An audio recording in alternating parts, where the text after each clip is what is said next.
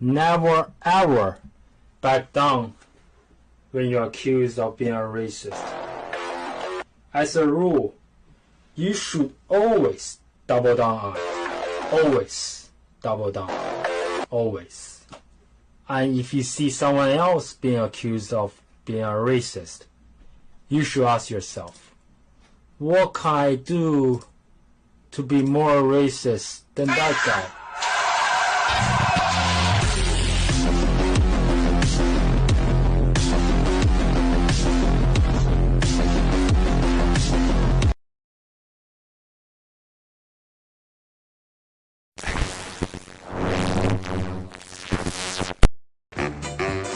It's time to play the music. It's time to light the light. It's time to put on makeup. It's time to dress up right. It's time to get things started. Hey, man, is that Double D? Yeah, man. Well, turn it up, man. Let's just go in and, like, kill all the orcs, right? They're the bad guys, who gives a shit? We just hack and slash and we loot their dead bodies, right? Hack and slash, kill them all, you know, conquer the infidels. Boy, that campaign sounds like a barrel of fun, doesn't it? Somebody who's opening a refrigerator and leaning in, right, is the language of a woman. Somebody who's opening their refrigerator and being cut off halfway through that lean is the voice of like a mermaid or a siren. They're utter shits. They're utter shits. This is not the face of the hobby anymore. And I think there's been mistakes made in years past where people assumed that D&D players were all, you know, white dudes in a basement. Which has been a faulty assumption for a lot of years and gets more and more false every day. And so it's, in my viewpoint, honestly, guys like me can't leave soon enough.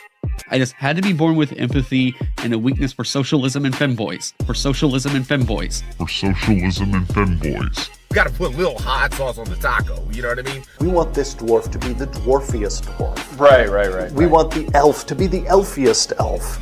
And just the dashiest dash of Tabasco. The voices need to carry across water. I'm a creative. It's a huge drain, right? Because fans can be off. When we got the descriptions, they were very adamant. They were like, try not to make it like a white blonde guy. Like, please. Like, we love him, but there's like 500 million of them. You say white lives matter, they don't. White lives don't matter because white lives aren't a thing. Lube for their rectal adventures. Lutherville, Marina Del Ex, Otisbury. Otisbury? Who's this monster? She's got her own place. Otisbury? It's a little bitty place. Otisbury? Okay, I just wipe it off. That's all. It's a little town. Okay. We'll do it live. Okay. No. We'll do it live. Fuck it. Do it live. I'll write it and we'll do it live. Fucking thing sucks. Yeah. 5, 4, 3. Great, Sam. I've got a really big gorge here that I've got to traverse. Your mom has a big gorge. Did you cry? So much. I went into the house and my wife was like, "What's wrong?" And I just crawled onto her and sobbed. Oh my God. Well,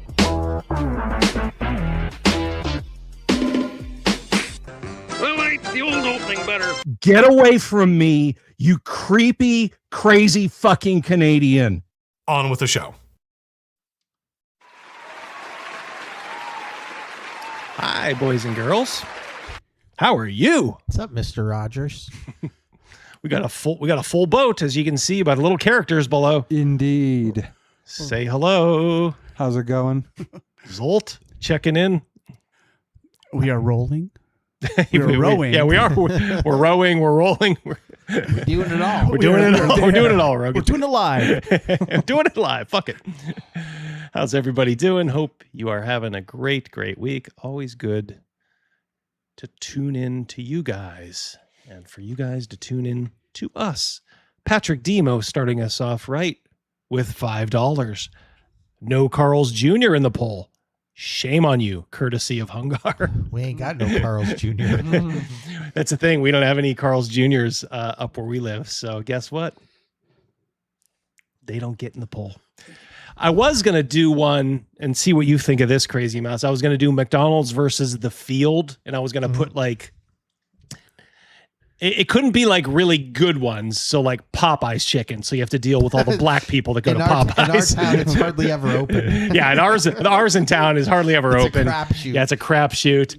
If you go anywhere else, it's like just, it's a shit show. There's people crawling over the counters. I was maybe going to do that instead of Chick-fil-A. Maybe do like Burger King. I guess just actually went up to number 2. Wendy's was number 2 for a while, but Burger King's up in their game, I guess. And then maybe like a third one. I don't know. Maybe it would have been Arby's or something. But put like 3 mid-tier ones versus McDonald's, and it's like, all right, who do you got? You got the leader or do you got the field? That's a tough one. I'm going with McDonald's. McDonald's has a good app. And provided you don't overdo it, I think McDonald's is good. We were talking in the green room earlier, Zolt and I, before Rogan got here, and we had to put a disclaimer that everything was a perfect scenario. Like, it was free, right? And then the McDonald's milkshake machines were working, so that was part of it. It's free. Well. The employees make all the food properly. Yeah, it's just your order's a perfect correct. Scenario. Yeah, the old milkshake machine, that is the Achilles heel of McDonald's. I don't even, if I go late at night, I'll tell them, I'm like, are you guys doing milkshakes? I'm like, don't even tell me it's broken or whatever. Just say, have you guys torn it down yet? I might be in the minority here, but I would pretty much pick all of those over McDonald's if it was free. McDonald's for me is pretty much always just a value proposition. Like, do I want to spend less money? Then I'll go to McDonald's. Every now and then, though, a double quarter pounder with cheese is agree. Yeah. It's just it. It's what you every now and then you just need it. Yeah, I agree with you there. I like a quarter pounder personally, but I still like the Big Mac. It is funny how somebody was saying this. I can't remember who it was, but they were like, back in the day, like a Big Mac was considered like this huge burger. Like nowadays, it's like nothing. You can just kind of, if in the 70s it was like, all right, kids, you're not going to eat the rest of the day. We're getting a Big Mac for lunch. Now the homeless are obese, so it's just it's a different landscape here. Yeah, it's completely different. I'm an LJS fan myself. I like their chicken tenders at Long John Silver's. I remember me and Gavin Morgan. Do you remember the G.I. Joe cartoon? Yes. Oh, yeah. Do you remember the twins? Mm-hmm. Tomax and Zomar or something like that? I can't remember the names, but yeah. Yeah, I think that was it. So, me and Gavin Morgan had just watched that. So we went to Long John Silver's. And do you remember how the twins in G.I. Joe used to complete each other's sentences? Yes. They like interstitch. So we decided to do that to the counter person at Long John Silver's. So I was like, we would like, and he would go, some hush puppies, if you please. Thank you so much. Like we would go back and forth. They were probably like, they were just, she's just looking at us like, keep in mind, this is 4 years ago. No. Far worse. This was like the 80s when they looked at you like, are you fucking retarded? Like when doing that kind of stuff had like some blowback potentially. Now you'd be like, oh, there's another quirky character. You'd be like, this fucking nuisance streamer. That's what I'd be thinking. Yeah. I'd be like, where's the camera? Back then you were just hoping you never saw that person outside. They'd be like, are you the dickholes who tried to be the twins from G.I. Joe? You faggots. I dig the whole. Oh, thank you, Aaron. Good to see you here, brother. Good to see you here, brother. Badger for 5. Game night grogs, accept my humble tribute and prepare for appearance during the movie portion of tonight's activities. Yes. Looking forward to that. I can safely say if you don't like tonight's movie, there is something wrong with you. Damn. I don't know what the movie is. I never know until we do it, and I am excited about it. It's a short one. It's a hard That's sell. a good one. It's under an hour and a half. It's a classic movie. Classic. Flash. And it's good. Under an hour and a half, classic and good. Okay. Yeah. Flash. Maybe someday. Maybe someday. Thank you, Badger. Ming or Darth Vader? Thinking about what this might be. All right, let's... I know. Ming had that awesome daughter. That's a great movie. And trust me, I have it in the hopper. It's in the bullpen warming up. So we will be watching Flash Gordon someday. R.I.P. Rogan. I'm looking right at him, Joe. Not dead. not dead yet. Not even close. But thank you. All right. So reminder, guys, Arnicon, October 9th to 11th. We're in the belly of the beast up in Minneapolis. I'm going to be wearing my bulletproof vest. Got to get one for Mrs. D. But we're going, and we're going to see Griff, who I love, Alex McCrease, the genius, Matthew Tapp, who I'm going to have on the show at some point in August, creator of Burrows and Borderlands, I think. Yeah, Burrows and I can't. Some of these names I always get confused. Good dude. We met him at CNYCon, and a couple of others as well. There's a lot of VIP. I love how they always have the VIP guests, and then they're. I'm never in it, and thank God, because I'm a little too toxic, I guess, if they were to do it publicly. I think it's called polarizing. Yeah, I'm polarizing, yes. But trust me, I think they are happy I am going. So I hope I'm going to see some divers there, and that we can game. I'm hoping to meet the great David Wesley, the grandfather of role-playing games. He's not getting any younger, and seems, like he'd be an interesting guy. So, I'm looking forward to it. So I hope, if you guys are in, driving distance of Minneapolis, consider going. You can still get badges, all that stuff. So, don't worry about that. Hey, Jeffrem for 2. How do you rank A&W, Harvey's, and Dairy Queen for their fast food? Well, we don't really have an A&W. Is that A&W still in the mall anymore? No, I don't think so. But we used to have one, yeah. We used to have one. Harvey's, no. Dairy Queen's onion rings are pretty good. Yeah, I like Dairy Queen. I think they're pretty good for the price. I went out to the White Turkey a few days ago, and their onion rings are awesome. Nobody knows what the White Turkey is, Rogan. It's about 25 minutes away. It's in Ohio. Yeah. It is good, though. We've been there, too. They have ice cream, too, don't they? Yes, they do. Yeah. Remarkable folks. I do have a little bit of a story about A&W versus, I don't know what the big burger company is at the time, way back in the day. Maybe this was in the 60s.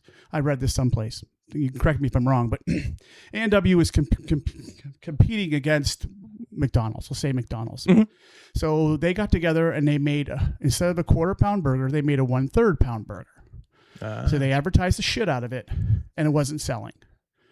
And they're just like, why is it not selling? Well, because 4 is bigger than 3. People couldn't put it so together. They discontinued it. That is like certain details of that story are a little off. But the 1/3 burger, that's true, and who it was against, I don't recall. Yeah, you cannot. Yeah, there's a lot of headwinds there. There's a lot of headwinds there. Yeah, they're like a third. Shawnee got to play in Matt's dungeon crawl with Mrs. D at CNYCon. Yes, you did, and a good time was had by all. Jeff's wife got turned into a puddle of goo, and Mrs. D wanted to give her a proper burial. I think that tickled her fancy. So yeah, we're gonna have Matthew Tapp, Barrows and Borderlands. Hopefully, maybe sometime a little later in the month. So we'll do a little more publicity for Arnicon then. Hail, Double D, Rogan lives. Hail, Mouse. Greetings, Dog Brothers, Sword Sisters. Oh my Lord, look at you taking over DB's shtick. I like it though. It's moxie. You're like the guy trying to go up the chain in the mafia. I'm gonna go Christopher. Let's see what else we got. Don't forget Greg's Kickstarter is still going for the Northern Reaches, the campaign setting for Dragonslayer. Link is in the description, just below tonight's link for the mystery movie watch party, which we'll be going over to right around 9. So consider that. Let us go right to this little bit of news. WotC's newly announced D&D Icons line wins an award before making anything. That's highly suspicious. Yeah, that was just announced at Gen Con. Nobody seems to know what exactly it is. Does Matt have anything to do with it? I don't think so. D&D Icons. D&D Icons line was announced a few days ago at Gen Con. It's already won an award. The award was Gaming Trend Best of Gen Con 2026. Gaming Trend is a gaming news website which presents a Best of Gen Con award each year. As yet, nobody knows what the D&D Icons line actually is. That can't possibly be a win because it's not a product that's out. Well, I mean, when does that stop these access wonks? It's amazing. They're obviously hoping to get on WotC's good side to get like pre-release stuff. Gary from Nerdrotic always calls them like the access media. Dragonlance's Margaret Weiss and Tracy Hickman were introduced briefly on stage by Joe Manganiello, along with R.A. Salvatore, creator of Drizzt. Man, Joe Manganiello got another mention. Yeah. That dude's blowing up in our chat. Show did. Yeah. No products were announced, however.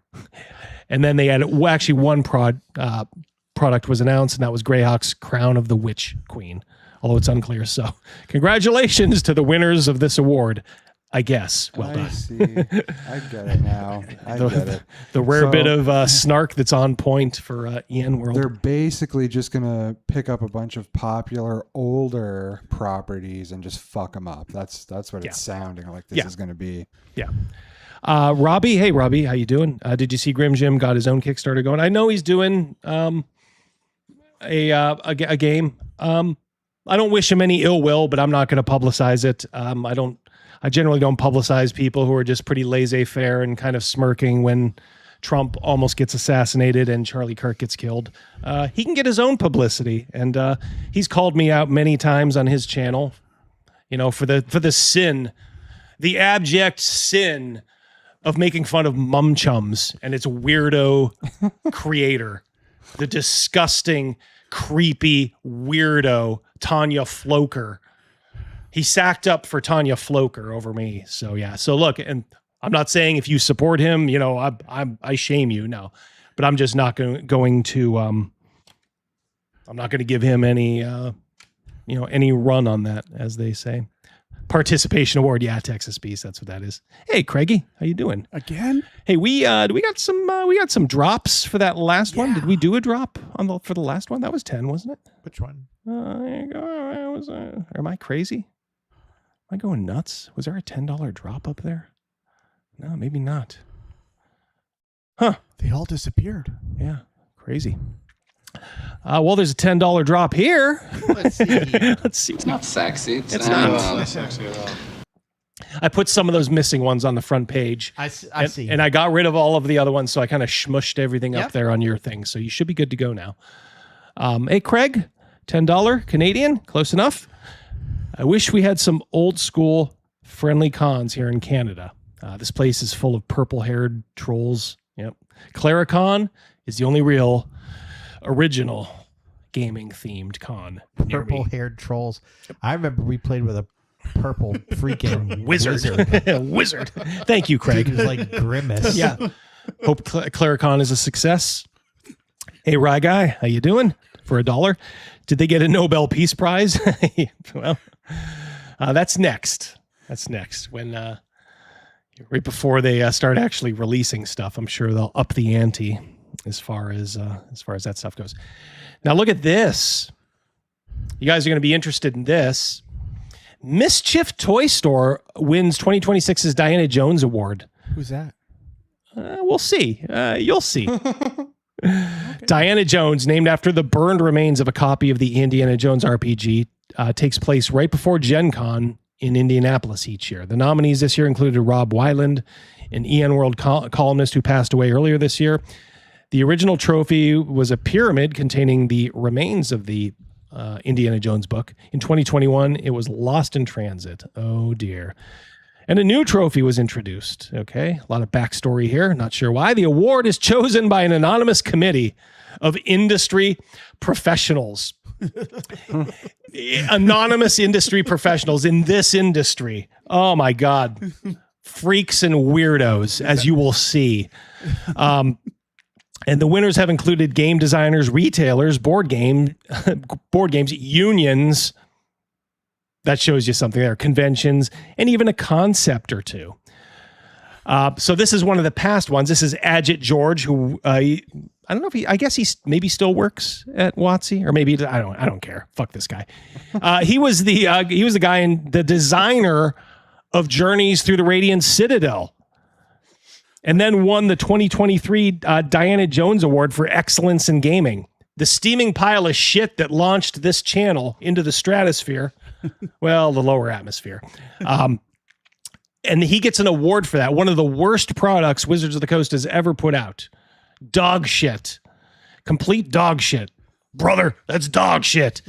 In 2022. Let me tell you something, brother. George was awarded the Diana Jones an annual award for excellence in gaming. So that's who we're dealing with here. These were the people. The only thing I actually notice here is Trench Crusade, a miniatures game. And I heard that Trench Crusade is an okay game, but I need another miniature game. Like I need a hole in the head right now. And I also heard Trench Crusade, even though as cool as it is, kind of like a World War I's, I guess, sort of sci-fi motif that caught everybody's eye. But I heard it's one of those games too, where the creators just hate everybody who adopted it because everybody thought it was pretty cool and it was the wrong kind of people. So now Mike Franchina, James Sharif, and Tuomas, I don't know, Pirinin, whatever their fucking names are. They don't like the fans of their own game. So, whatever. They can fuck off too. Mischief. Mischief. Makes me think of that Indian lady at the beginning of some of our shows. Mm-hmm. There they are. Oh, brother. I don't know who these people are. Wow. Do you want a little primer? She looks like she's got her high beams on. Am I missing she looks that? like she has two high beams on the one side there. Yeah. Get Ryan's there. Yeah, exactly right. Fuck Trench Crusade. Yep. Are we caught up? Did we get all those, buddy? Yep. We got that cool. one. Cool. Ooh. Dungeon of Terra. 19 Defender. months. Thank you. 19 months. Excellent. Thank you guys. All you guys for the super chats, the memberships, 3 nippies. Yeah, that's what I'm saying. So, you guys are just chomping at the bits, as they say. Yes. Why did Mischief Toy Store earn an award, an industry award? Mischief Toy Store made headlines in 2020 for requiring masking and then distributing free BLM lawn signs during the George Floyd riots in the Twin Cities. They got nationwide attention again in 2025 for joining a lawsuit against U.S. tariffs. Then just hours after criticizing ICE in that national TV interview, they were targeted with a surprise audit, but resisted turning over their employee records to Department of Homeland Security. They started printing ICE outposters to distribute as fast as they could and organized a network of 3D printing hobbyists to distribute thousands of ICE alert whistles. Oh my God. I hate these people. The 3D printing hobbyist community. Yeah, the whistles. All we need is more freaking noise from these people. Amid the chaos in Minnesota, they had to suspend online ordering, and their website directed folks to support local immigrant rights organizations instead. God, I hate these people. They've worked exceptionally hard to make space at the gaming table for everyone in the midst of upheaval. Quick, print me a second whistle to blow with my asshole. We need a counter whistle. What's that? The one that they outlawed at a lot of the ball games, the Vuvuzela or whatever the frick it's called. Oh yeah, the soccer ones. Yes, yeah. I think I'm going to see if they have any on Amazon. And of course, because it's EN World, the cowards that they are, because that's where this comes from. Note that although the winner won the award for political actions, this is not a forum to discuss those topics. There's a whole internet where you can do that, but not here. So you'll promote them. An award that has literally nothing to do with gaming and 100% politics. You feature it prominently in your news portion. So this little expression right here is in the definition of hypocrisy. If you look at it, that little statement is at the bottom of there. Here's an example of a true hypocrisy. It is. I need control here for just a moment. You got it. Crazy Mouse. Yeah, it's fucking retarded. Yeah, I don't I'm not sure why we're giving awards for this kind of stuff, but okay. That's how we want to do it. Fine. Okie dokie. Gotta honor Diana Jones. yeah. God, I had heard they're just awful people, like those Diana Jones Award people. And Seems like strong evidence here. Well, I think it's one of those things back in the day, like 20 years ago, it was kind of like, oh yeah, it's kind of a quirky award, but they give it to like normal people and normal things. And like everything else, it got so politicized over the last several years. They must be funded by an awful lot of people if they're taking everyone to court. Yeah. Yeah. You know, they must be getting, I think the IRS needs to get involved. They took down Capone. Just saying. I mean, my God. Come on. I walk into a store and I see that. To say, lanterns are lit. So are the tit. I like to see them trippy nips. I got triples like the, instead of nipples. It's like the Total Recall girl. Oh. Yeah, me no likey. Me no likey. Mischief. Is there a bird nest in the sea? Yes, it looks like it. Yeah, I think so. They're probably like, ooh, leave it there. Instead of being like, bird's nest in our sign is kind of disgusting, but whatever. Fuck these people. I ate them. I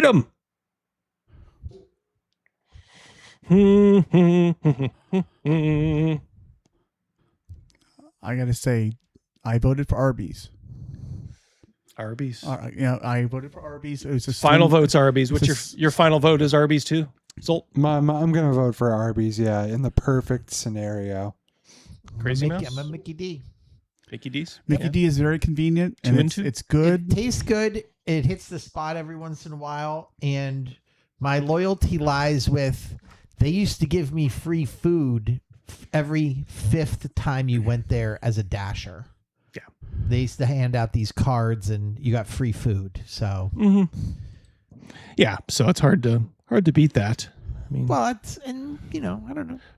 It's good food. Yeah. I mean, like, hey, their French fries are really good. Always. Yeah, I mean, you can't live off of it, as we all know. They used to have these parfaits there that were dynamite, and also their hot chocolate's phenomenal. Yep. They got pancakes there too in the morning. The one over on not too far from us over here. I went one day quite a while back when the boys were littler. I got I was inside. I got 2 ice cream cones and a parfait. They said, "Well, we're not ready with the parfaits yet. Go outside, pull around, and we'll give it to you." So I'm waiting in the car. I got the 2 cones in the soda holders right there, and I'm waiting. And wait 10 minutes go by. These cones are melting all over the place. I go in. And the 2 guys that were at the counter earlier are playing slap and tickle with each other, and there's parfaits in the cabinet right behind them. And it's packed. I was so furious. I dropped a few. I mean, it was packed. I dropped a couple F-bombs. The manager came out immediately and it's like, "You guys are playing fucking slap and tickle right now. I got 2 cones in my car right now. I'm going to go to my children. They're melting all over the place. And all I needed was a parfait 15 minutes ago, and it's right behind them."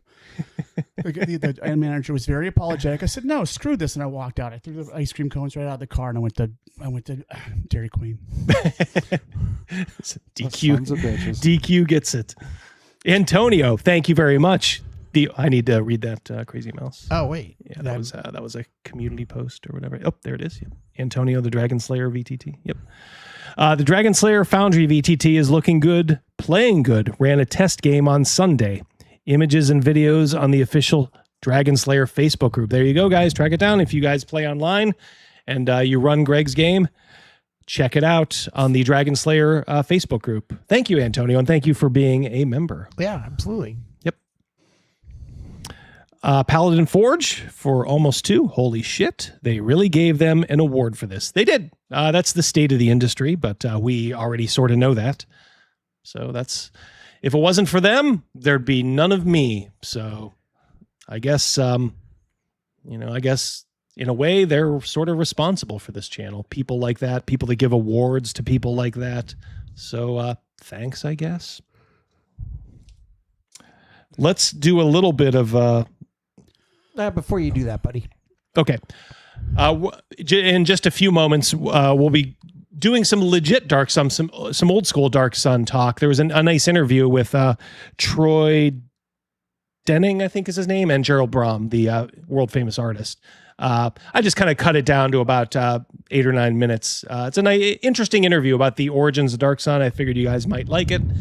But before we go there, it's our friend Brian for $10 New Zealand. I got something for him. Give him something. And then the dragon just yawned. Just yawned. Late to the party, work. Paul, we have a lot of your Yank fast food in New Zealand, but Arby's isn't one of them. That's too bad. Macaws are bad enough. We have Carl's Jr., though. What's macaws? Is that like McDonald's? Is that? I'm not What sure. is it? Brian? Type in the chat. Let us know what macaws refers to. Sounds like some New Zealander slang for McDonald's. Yeah, that's what I'm wondering. I'm like, is this like sort of Perhaps Aussie? the dingo ate your baby. Dingo ate your baby. All right, let's go into this. This has been in the news. Face coming down, trying to prevent the layup, but then Boom. Schmack. That's Sophie Cunningham. Very vocal lately just about protecting women in sports, saying, hey, men shouldn't compete against women in sports. It's just nothing against trans people, Keep but men out of women, girls' locker rooms. Yeah. So Dijonais, lovely name. Dijonais. Sounds like a type of mustard. Well, yeah, it sort of is. Yeah. Now she's the one that did that to Miss Cunningham. And right afterward, after she got the boot, I'm surprised they didn't call like a no foul, but it was a flagrant. She got ejected. White privilege. These people, you could do that to somebody. Now look. a hard hit. That's definitely going to be upgraded. That's right on the head, by the way. That's a complete headshot, and she knew what she was doing. There's another angle. I don't know if you have it, where Sophie Cunningham, as she was bleeding out of her mouth, she said, "Hey, you fucking bitch! Why'd you do that?" Yeah. Here's one, and you'll see a close up later. You'll see that this was completely targeted because her arm and hand bend in a way where you're not going for the ball. You are completely going for the headshot. For injury, without Sophie question. Cunningham in a vulnerable position in the air. That's I mean, there's no question. Thugs. Looks like white privilege to me. Yeah, guys. I don't know. yeah. What do you think? So people point to this. Oh, you guys are when you guys do it, it's fine. Now, she did do a hard foul in this play, but I would argue this is a legit flagrant foul, but it's a hard foul. Whereas the one before was a flagrant foul, but it was a completely dirty foul. So you'll look, she doesn't necessarily go for the head here. She does bring her arms down towards the ball if you watch. This is Sophie doing this to someone else. So gets her a little there. For full disclosure, that was totally premeditated, because if you remember, I mean, look, if maybe you don't, that foul that Sophie Cunningham hit on that other girl was a retaliation when that girl pushed Caitlin Clark. Yeah. So it was hard. It was hard, but I don't think there was an intent to completely injure. I mean, look, the ball did come out. I mean, she did manage to find her way to the ball. Maybe not to injure, but she was definitely going for a hard foul. Yeah, she's going for a hard foul. Like I said, I have an unpopular view on this whole thing here. Now, for me, my issue is the snakishness. Just own that you wanted to hit her. Yeah. And at that point, I'm all for it, because the most entertaining thing about this sport is when they fight each other. So I'm all for it. Just don't be fucking sneaky about it. Don't go whining about white privilege. White privilege. Come on. I just want to know when they're going to get rid of the basketball. Make the court smaller and fill it up with chocolate pudding. Just do it. We can settle this. Yeah, I think you'd only want to see like 1% of the league there, Rogan. Yeah, I think you'd have nightmares about pay-per-view would rock it. Yeah, so I think they're a little jealous of all the attention that Sophie Cunningham's without getting. a doubt. Like, all right, so you look at that picture. That's clear. That's an intent to go right after someone's head. That's head hunting. That's a cheap foul. Yeah, she did not get suspended yet. But she actually played the next game. I don't even know if she will. I mean, all right, so there's your answer. So this is actually the coach. This is how deep the rot in the WNBA runs. This is Sophie Cunningham's coach. Listen to what she says about Dijon or whatever the fuck her name is. It's a hard foul. I don't think that Dijonay intentionally came out to get her across the neck. Like, I'm sorry, when your hand is bent, it's one thing if your arm's bent, you'd be like, oh man, that looks bad. Like when her hand's bent around, are you kidding me? When she's gripping her face. Yeah, she's literally giving her the face hugger. she did, but it did happen, and I thought it was the right call. But one of the things about Nay is that she's going to play her butt off, man. She's going to compete. Nobody's going to go walking in for a layup. She's talking up the person who did this to her player. Yeah. Hell yeah. And so did she get fired? I don't oppose the hard foul. Not yet. But I also don't think that she intentionally went for the neck. Man. So she's like, I don't oppose the hard foul, but, and then you think like, oh, it's going to go against her. I also don't think she went for the neck. So it's like, you are going overboard to praise the woman who did this to your fucking player. Now, I know a lot of you guys are not sports ball people. For a coach to do this is unheard of. Coaches always, even when their players are wrong, yes, generally speaking, are going to go, yeah, I stand behind my player, unless it's something just so egregious. It's not just a personal disrespect. It's a disrespect for the whole team. Well, yeah, it shows that the coach does not have their back. Right. For those who have... So she started to take it. Like, it's one thing people online, every post the Fever do now on X, it's like, fire your fucking coach, and they just will put clips of all that. But I think it's starting to bleed into like home games. I think she's starting to hear like a few boos, in real life too. So I think it's starting to get to her. So this is what she said. Anything to say about the play in the last game? I didn't see the play in real time. I went straight to a press conference. I thought the play got called right. Thankfully, Sophie's okay. Was it egregious? Absolutely. When you have a chance to watch that over and over and over on replay, you can see that. I didn't have that in real time. Yeah, so I clipped this from some diligent X user. Who's that between them? Who's that staring right at the fucking play? You liar. Oh, you fucking liar. You lie like a rug. That's an inconvenient photo. Oh, Antonio, yeah, in any male league, there would be a fist fight. Yep, for sure. And isn't like Sophie didn't she know like martial arts or something? I had heard. She's a black belt. Yeah, so I don't doubt that she could probably handle herself against these you see goons. those statistics on domestic violence and lesbian relationships, and I feel like the WNBA, it's like kind of like a window into that when you watch these games. I think the coach is actually a lesbian and is with a black chick. I'm pretty sure they're all lesbians. I'm not 100% sure. But. Yep. So I'm wondering, like, for domestic bliss, does she have? It's like the old choice.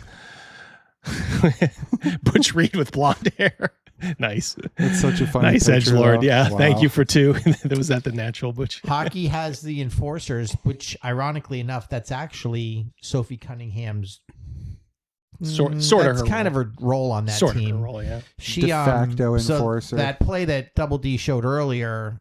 I mean, that was a blatant. That was a flagrant revenge foul because that's the girl that kept poking at Caitlin Clark. That was actually last year too. Yes, yeah. So I almost don't have a. Here's my. All right, you're being dirty. Okay, you should not try to completely injure. And I think that's what this chick was doing here. But if you're going to do that, don't go whining about white privilege. But to me, it's like the coach thing takes it to a whole new level. Background of that Dijonay. Wasn't her dad in the NFL, and she came up with like a lot of money. She went to Stanford. And okay, that makes sense. Yeah. She has privilege on her own. Yeah, I think that a lot of these WNBA girls are not like the hard Scrabble like you'd find in like a lot of the NBA. I think some of these are just kind of normal, spoiled but normal. Thank you, Crawford, for being a defender. The thing with like the WNBA, at least in my opinion, is it just like doesn't take that much skill at basketball to get in there.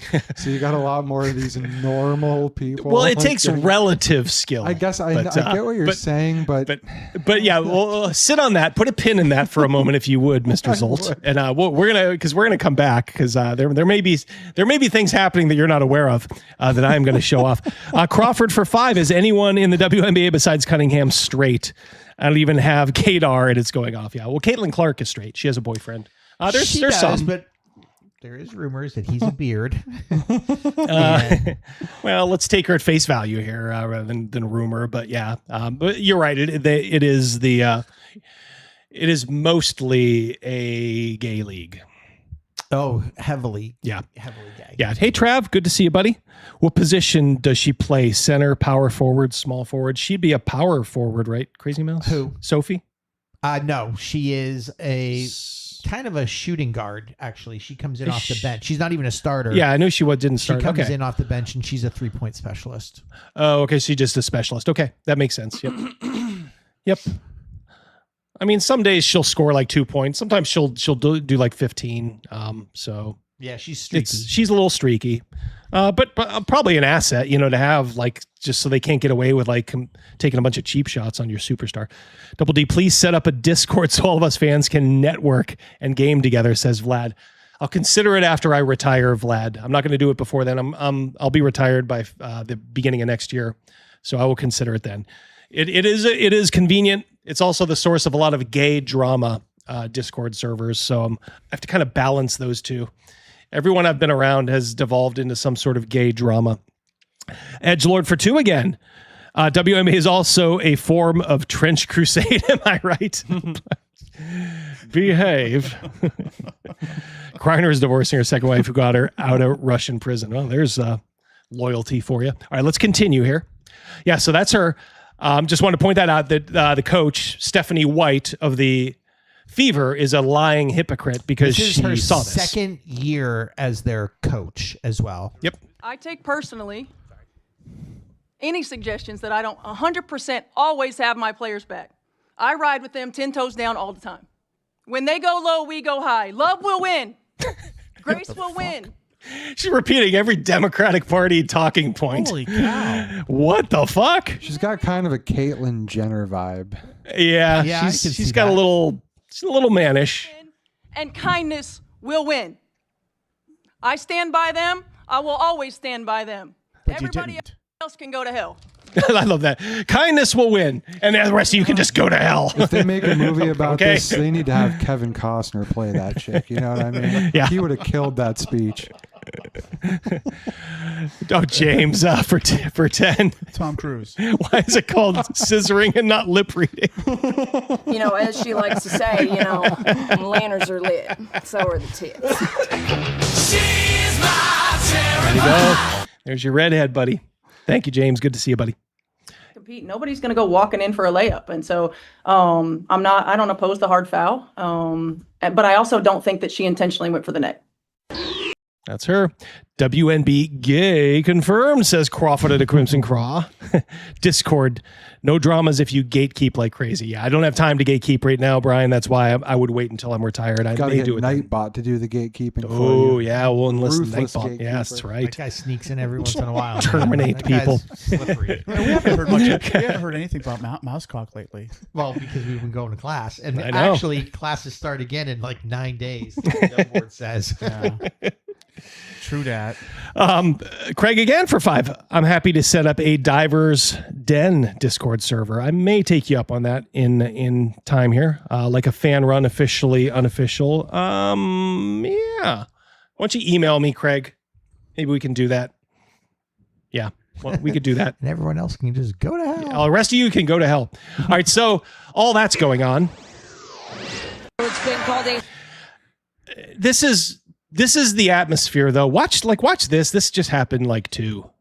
Like this is what some of these girls have to play with. By Angel Reese.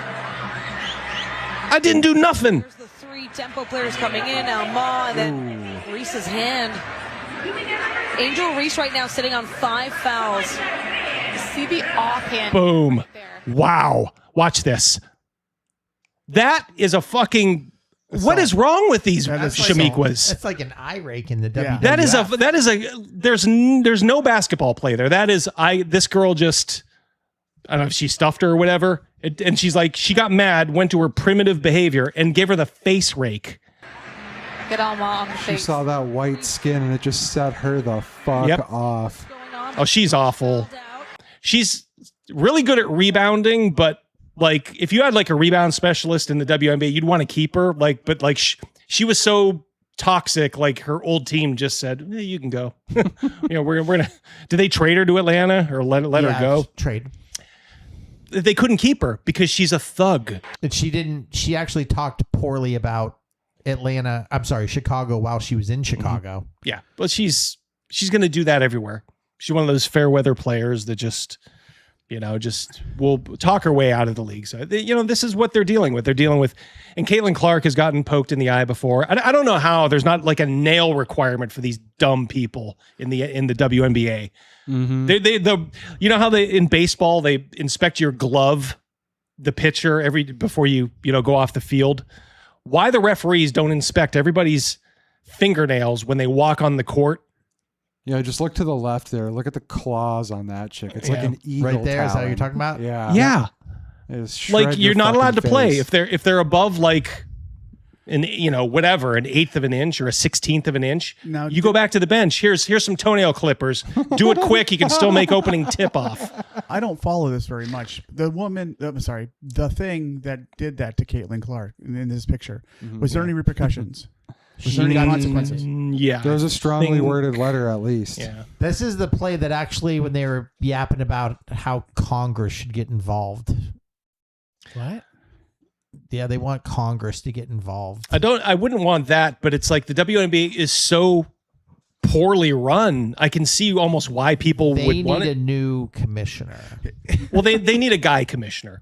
And honestly, if I was the Fever, I'd fire their coach and replace her with a guy. You think there'll ever be a time culturally and politically where the appetite is there for the NBA to just be like, you know what? We're done paying for this. Like, you don't have to stop playing, but good luck. Like, just pay for your own They've league. weathered the worst of it. It's only now they're starting to get close to break even. So the NBA is probably like, well, we're close. We're closer than ever to getting some money out of this. I have a this question. dog and pony show. Yeah. I'm thinking about a handful of businesses over the years that have been in our area that were open and run by lesbians, and they never work. Mm-hmm. You see where I'm going? Yeah. Yeah. Okay. So, like, do they expect a group of lesbians that run this sport to actually be successful? To me, honestly, it's almost not like that Stephanie White when she was saying like, I did not do. That's like any woman. Anytime you ever try to tell them, you ask them to admit they were wrong. Yes. When she was like, I didn't see it. I didn't. That almost has nothing to do with being a lesbian. That's just being a woman. Any one of us that has had to deal with a woman, mother, daughter, what, too, wife. in my opinion, like just the fact that they don't really make any money or get like much viewership kind of gives you a little bit of leeway to like fuck around like that. Like if this was a more serious league, you probably wouldn't be able to fuck around like that, but it's just not that serious. Am I understating it? It's like it's what I'll tell you. I think it would be a league that would be ripe for a rival league that was run the right way. Mm-hmm. That normie Americans would be like, all right, I know it's women's basketball. Look, when you watch women's tennis, it's relative. You know they get smoked by the men, but it's enjoyable sometimes to watch them play each other. Sure. So I could watch like a well-run league, but one that cracks down on this goonery, which is all you see a lot of the time. Mm-hmm. Nappy-headed hose. Yep. Do you think that there's any I don't know, encouragement to do it just because they think it's getting them viewership though?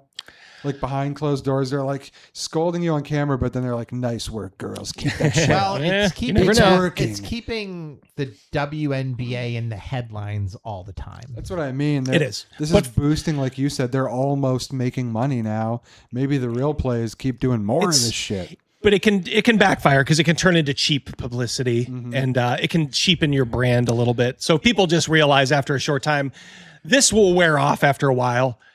And all you're left with is, oh, that's the league where all the dumb Shamiquas You just know, I cheap think they shot have the perfect all the white storm, girls. though, to where they can encourage it, but also like the rivalries are real. I think these people legitimately don't like each other. Oh, So everybody else in the league hates the Fever because it's a bunch of white girls. and they're winning and shit. Yeah, and I mean they're okay. They're doing. I think they're like 4th in the league, maybe. Yeah, that's pretty accurate. That's pretty good. You know, and like the black girls that are on the team, like they don't say too much. They just like they got a good thing going. You know, I mean, so They're getting endorsements. well, shit they're like on that. they're on the most compelling team in the league. Like, Sure. who cares who won the last NBA? Nobody gives a fuck.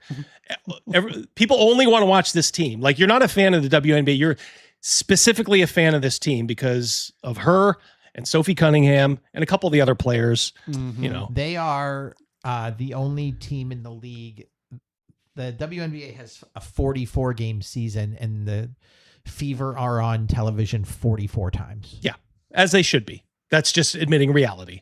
And if they don't like it, look at the hands on that brother number 25. Yeah, Is that easy? Oh, she is. If you take a look at her, I can't remember. Is her last name Thomas or Alyssa something? Thomas. Alyssa Thomas. Yeah, Look at she's those arms. she's a goon. Yeah, Sophie was a ring girl. I actually was watching that. So was Zolt probably when Sophie Cunningham was the ring girl for the Conor McGregor fight. All right, all right. So watch this. So those are the headwinds, but. Careful consideration and reviewing the current eligibility guidelines. I am officially declaring myself a WNBA prospect. If simply declaring who you are is all that's required, then I meet every single requirement necessary to compete in the WNBA. My team and I have carefully examined the WNBA's eligibility criteria and governing framework surrounding self-identification and inclusion. Based on the current guidelines, I can and am officially declaring my eligibility for the upcoming WNBA draft in May 2027. He's got my vote. Truth is, trans women are women, and so if they would like to play women's sports, then that would be something that they should do as women. A few former NBA first-round pick. That's him, by the way, dunking there. Oh, yeah. Watch what she says. Yesterday and declared for the WNBA draft. Are you supportive of them? Yeah, so if they truly were trans, then I would be perhaps supportive of them, but they're not. Who determines who's really a woman, though?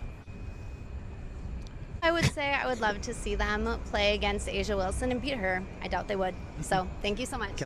Yeah.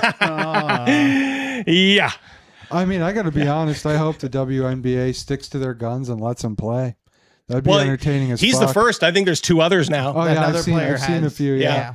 I love it. They're putting their feet to the flames. It's like, how much do you really believe this shit? Women did this to boys baseball. They also They did it to did. the Boy Scouts. And the Boy Scouts, yeah. And the Boy They Scouts, did. yeah. You know, they did it to the boys club. When I was in the boys club, it was the boys club. It was never the boys and girls club.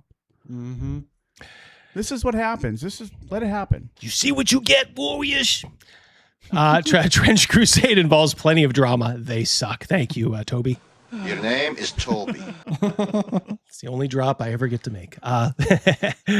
Thank you. I've heard like Trench Crusade, those guys are kind of assholes. Good game. To be fair, I've heard it's a pretty good game. But yeah. All right, so let's watch a little bit of this. This might be interesting. So I come back and shortly.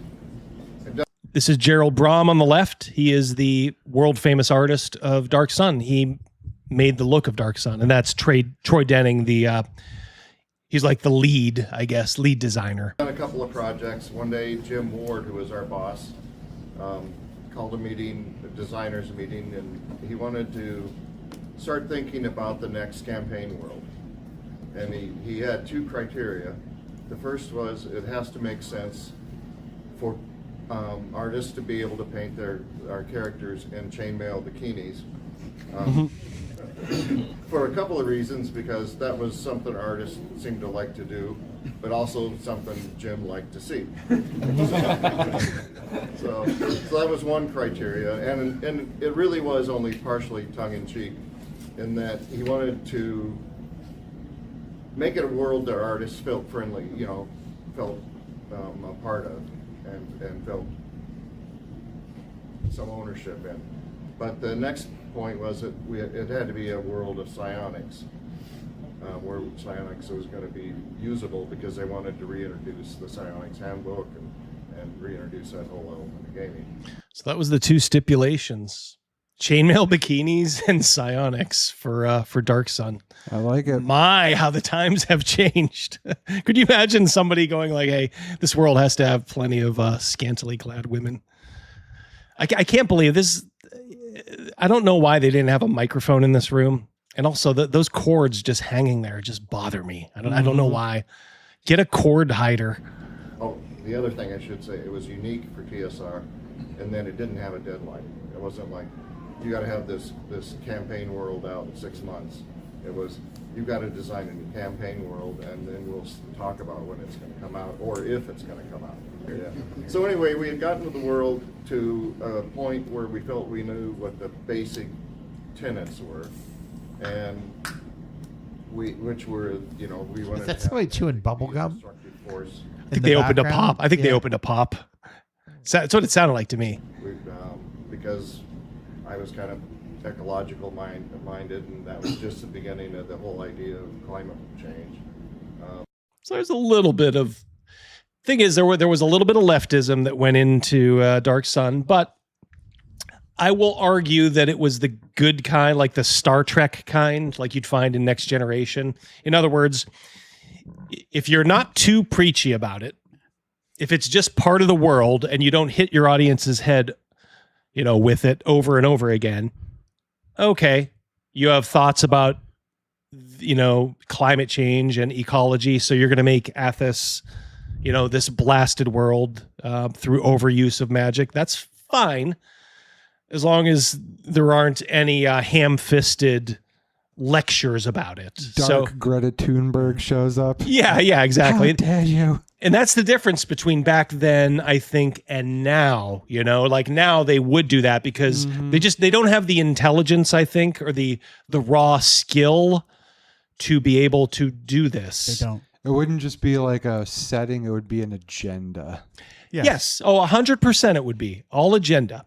So I understand. Like, okay, well, it's founded on climate change. That's fine. I don't care because it wasn't ham-fisted, at least from what I understand. Every decent and half-decent post-apocalyptic movie is based off that. Well, yeah, for sure. And it's not, again, most of those movies don't, it's not an agenda. It's just, this is how it is. But they understood, like, back then, like, all right, I got to write this in a certain way, or the audience is just going to flee because they're going to sense this. Now it's like, oh, the audience is stupid.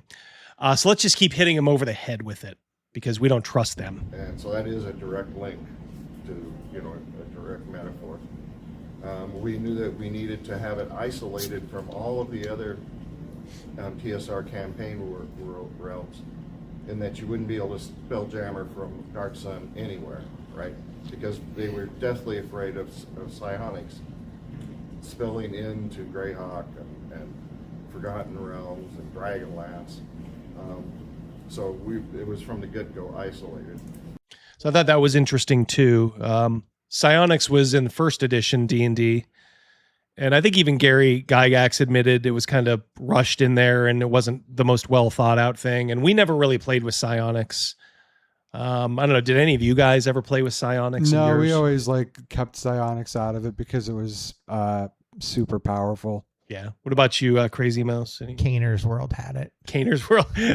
How did I know that was going to be the case? Because K-Rins had it. Oh yeah. There you go. But yeah, it's just something we never really kind of did, just because it kind of seemed complicated and overpowered. But it's kind of funny how in second edition they were kind of circling back to it, like, all right, let's re-examine this psionics thing, and we'll actually build it within this world of Dark Sun, and maybe they can get a hold of it. But they were also like hedging their bets, saying like, all right, but this world has to be completely cut off because nobody wants to have psionics in Forgotten Realms. So as part of that, we wanted to figure out, well, okay, why is it isolated? Why is psionics so much more powerful? And we decided there weren't any gods. So those were the basic tenets. We also decided we wanted to make it something totally different. We'd gone that far, and we said, let's make it totally different. So we were both, Tim and I and Mary, were all kind of in love with Conan, and especially after the movie came out. And so we were kind of looking for that kind of taste. And we went to the marketing department with just the basic ideas, and they said, "Are you out of your fucking mind?" Toby, watch this for details on Trench Crusade. Yeah, watch it afterward, Toby. Afterward. Thank you, though. Much appreciated, brother. No dragons, no elves, no dwarves. You know. Yeah, it was going to be a human only. Dark Sun was going to be human only, man. That might have been the balance. Like if it was just humans only, to being like one of the like the best setting ever. No hobbits. You've got to bring that in somehow, right? And I can't remember whether that was before or after you became involved. I don't remember. Okay, all right. So we had to go back to the drawing board a little bit. And say, okay, we're going to have dwarves, but they're going to be bald, right? There's your dwarf. Fuck yeah. It's like a Chad, man. Bald dwarf. Mad Max. Oh, Rye guy. You're killing me, man. No. Yeah, so elves are not like Fae. They're like 7 feet tall Chads. Brutal. Gonna be noble. You know, and so that was the basic idea. And then we had dragons. What are we going to do with dragons? Well, the idea of dragons being something you become rather than... I never realized that. You kind of turn into a dragon in Dark Sun. That is so cool. Dark Sun, different. The next thing the three of us did was walk into the art room looking for an artist. Hey, Hungar, thank you so much, buddy. Hope you're enjoying the T-shirt. This project on more or less squeezing it into their regular schedule. So he's talking about going to grab an artist for this. Basically, you just go around. All right, this thing's got approved. Now we need to get an artist who can actually find time to work on it. Before we do that, Brian Smaller for 5 New Zealand. Forgot to mention Warrior-Poet PC in my Hyperborea game has made it to 3rd level. Holy shit! Rock and roll. My mods to the class for Hyperborea are working out well. Great class. Oh, thank you so much. Yeah, I did a interview over on Ryan Nilsson, D&D Dad and Son. On Sunday, it was him and his fantastic daughter, Abby, had a great conversation about the Warrior-Poet. And if you can, after tonight's stream, after the movie, look it up. It's a good interview where I talk, kind of about the inspirations and the ins and outs of it. But I'm glad people are actually using it. How would someone find that, buddy? D&D Dad and Son on YouTube. Yep. Easy to find. D&D Dad and ampersand Son. That's our friend Ryan, who's often in the chat. All right, you're out, Mac. Take care, man. Have a good one. I'll never forget it. Walked up, there's Neva. Hanging over it. Yeah, hanging over his... Yeah, so he walked up to Brahms' cube, or, Brahms' area at the TSR office. And Brahm this wasn't originally made for Dark Sun. This was just one of Brahms' pieces. And they were like, holy shit, that's Dark Sun. Easel on the wall behind it. And, we all looked at it and just said, that's Dark Sun, And so he actually created Neva, and just from the painting. Yeah, I did it on my own time. Yeah. Outside, it wasn't even a TSR painting at first. They had a wonderful starting point. They had all these ideas. There was just so much rich material, so much inspiration. I couldn't draw it fast enough. And the fact that they were taking traditional fantasy and that is such fucking dope ass artwork, dude. It is so good. Yeah. A mix of a Conan, John Carter of Mars kind of world all together. All these things are close to my heart. So yeah, so you see his inspiration is Frazetta, Conan, John Carter. Mm-hmm. These things, like you said, are just so cool. And you can see it in the art for sure. Fuck yeah.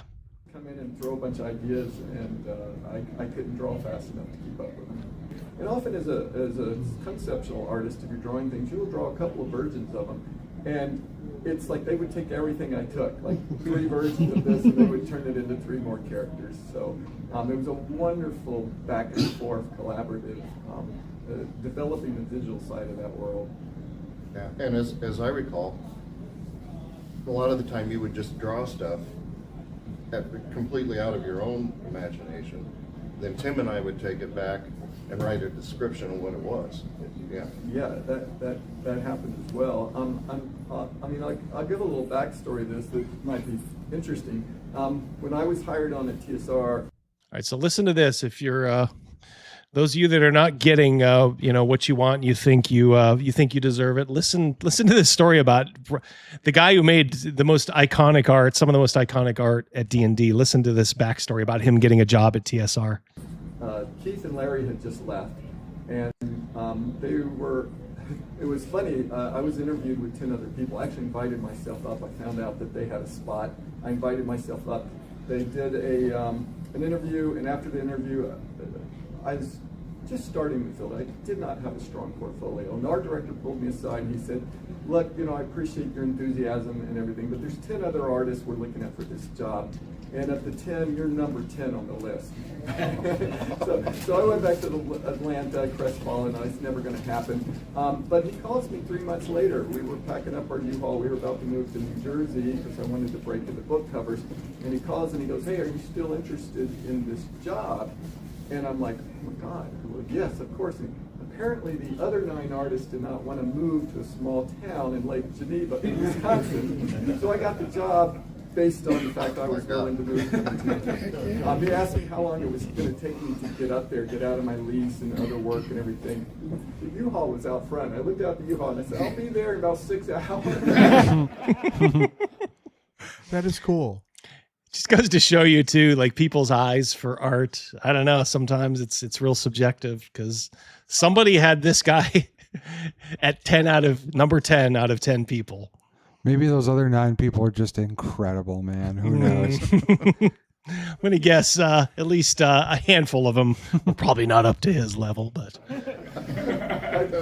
Coming back to the point, but when I came on staff, I did not fit in. So we had such a beautiful tradition set up in Forgotten Realms and Dragonlance. Larry, Keith, Clyde, Jeff Easley, they had a look and a feel and a brand. My brand was different than that. In the first 6 months I was there, they had a hard time finding a place for me. I was even called in the office and asked if I could paint more like the other artists.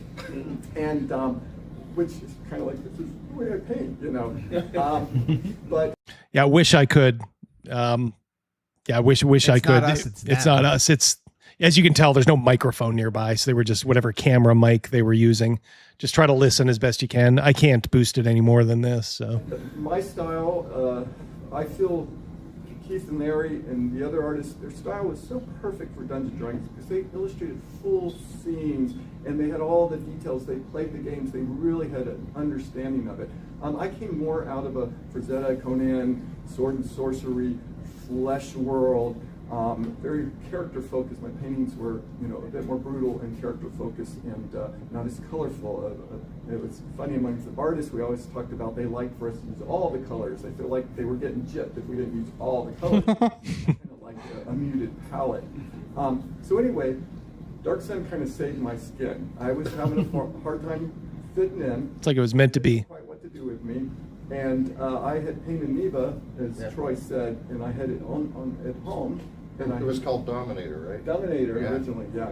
And they came in and saw it, and like you said, it fit perfect in the world. I had a very strong, style. It was just different, and I think that worked really well for Dark Sun. The fact that it was a fresh style that was able to brand that world. The other thing I liked about Dark Sun, I think I'm the only fantasy artist that does not like to paint dragons. Don't tell anybody outside the room this. And even though Dark Sun had its dragons, they were very unique dragons. Yeah. That's pretty cool too. Yeah. That is very, very awesome. This guy's, man. Yeah, that worked well. I'm glad they found a place for him. See, I think back then, like eventually,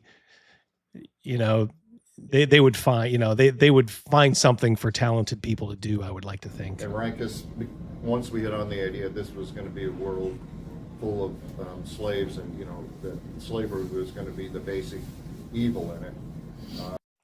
There you have it. Like that's one of the big underpinnings of Dark Sun, there's slavery. Mm-hmm. But you can hear it. It's like, oh yeah, that was going to be the big evil. But nowadays you can't even talk about it or mention it, even as an evil. Is it part of the new Dark Sun? We don't know. That's the $1 million question. Are they going to have the balls to do it? My guess is they're going to do it, but they are going to put like a full page disclosure. They'll probably have some sidebar with some slave's story from like, you know, America or something, just to drive it into your head that, yeah, slavery bad. Yes, we know. Do you think the slave drivers are going to be lesbian women of color by any chance? Or? Fingers crossed, please. We're going to have slave rebels, and that's where Rikus came from. And this, you know, from an artist's point of view, I love painting anatomy. You know, and the core for Dark Sun is, you know, it's a hot world, so there's a lot of skin, which means a lot of anatomy. So from that perspective, you know, that was where my love of, you can see it in the paintings. As far as your question is how it changed, there were limitations on that world that were interesting. There was no metal on the world. That's what a lot of people pointed to. Like the first thing they did on that new artwork, maybe a nitpick, but there's a shitload of metal there. Well, like the old Athos, like there's no metal in the world, or very little of it, maybe. You know, and that I think that actually affected my style to this day, and the fact that it made a lot of the armor and weapons organic. And you'll see that to this day in my paintings, and to put a note on that, the first Lord of the Rings movies that came out, if you noticed, all that armor became very organic. It wasn't traditional medieval armor. Well, the Weta Workshop guys were big fans of mine. So I didn't realize this, but the Weta Workshop guys, those are the folks that did the Lord of the Rings movies. Peter, that's Peter Jackson's workshop. Yeah. All fans of Gerald Brom. All fans of his Dark Sun work. That's cool. So even though, you know, obviously they had to use metal, you know, for Lord of the Rings, it like he kind of had this sort of influence in the background of it. It's kind of crazy. And they had a lot of the Dark Sun paintings up on the inspiration wall when they were designing that. I mean, a lot of the Dark Sun artwork they used as outright inspiration, like pinned up to their wall. Even though it was metal, there is still that kind of organic creature, a crab shell kind of feel to that. So I will add to that I did paint one of the elves, and it was the only painting for Dark Sun that got rejected, and it came back because they said my elf was gay. And his one rejected work was an elf that was too gay. All elves. So that one got put aside, but later I tweaked it and I put it in another game much later. So my gay elf was very happy to kill people. I don't remember the gay elf. You're going to have to well, I posed for it, and I'm not gay, but it wouldn't matter, so I thought that whole thing was kind of funny. But I'll have to show you some. Yeah. That is just a regular dude. That's a pretty cool making interview. Some of the best art in the world. Oh, yeah. Like legendary art that's going to stand the test of time. Oh, yeah. They got lucky with that one. Oh, God, yeah. Could you imagine if they had picked one of those other 10? I mean, maybe it would have worked out fine, but it wouldn't have been the same. No. Not when it came to Dark Sun. Hey, Shawnee, 5 memberships. Thank you very much, brother. Do we got something for Shawnee? Maybe the succulent. You have nice manners for a thief and a liar. Give him the succulent Chinese Is the meal. jar There we eating a go. meal? A succulent Chinese meal? Get a double dose today, Shawnee. Very generous as always. Let me see. What do I want to do next? We could watch a little of the Death Saves live play from Gen Con. Well, just to keep you on point, if you want to be done by 9, we'll have lunacy unless that's axed. We'll watch a little of this. I need control just for a moment. I'm going to skip ahead here. You can just kind of see. I didn't think this was as bad. Maybe we can just get a taste of it too.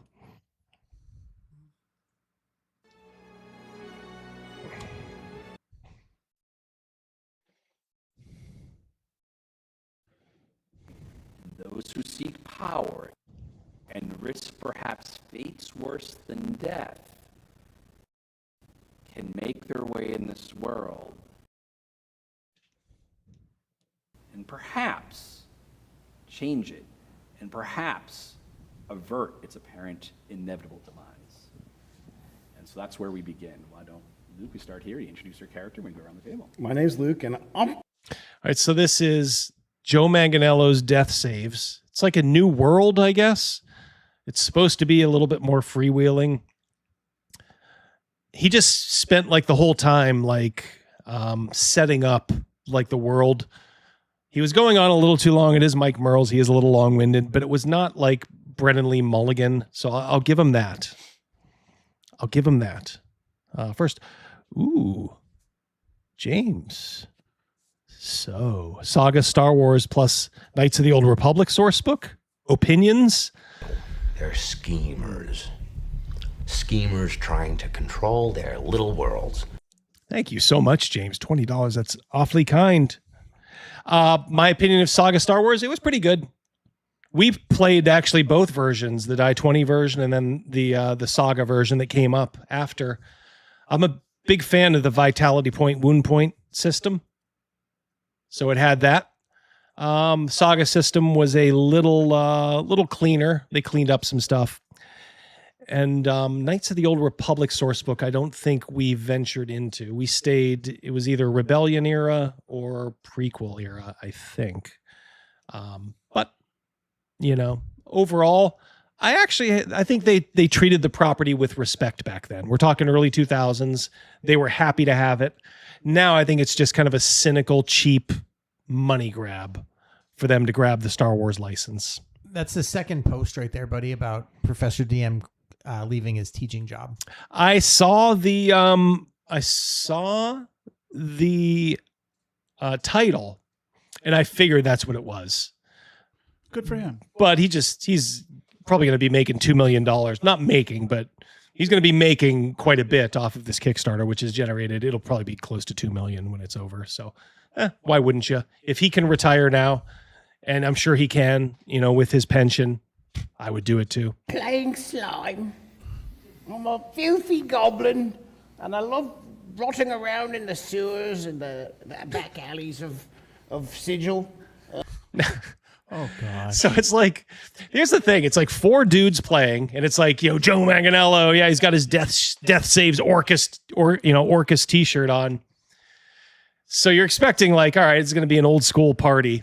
The first character introduced, I'm a little goblin shiv, you know. I'm cabin boy for the group. Licking my knife from all kinds of things I've found when I stab people with it.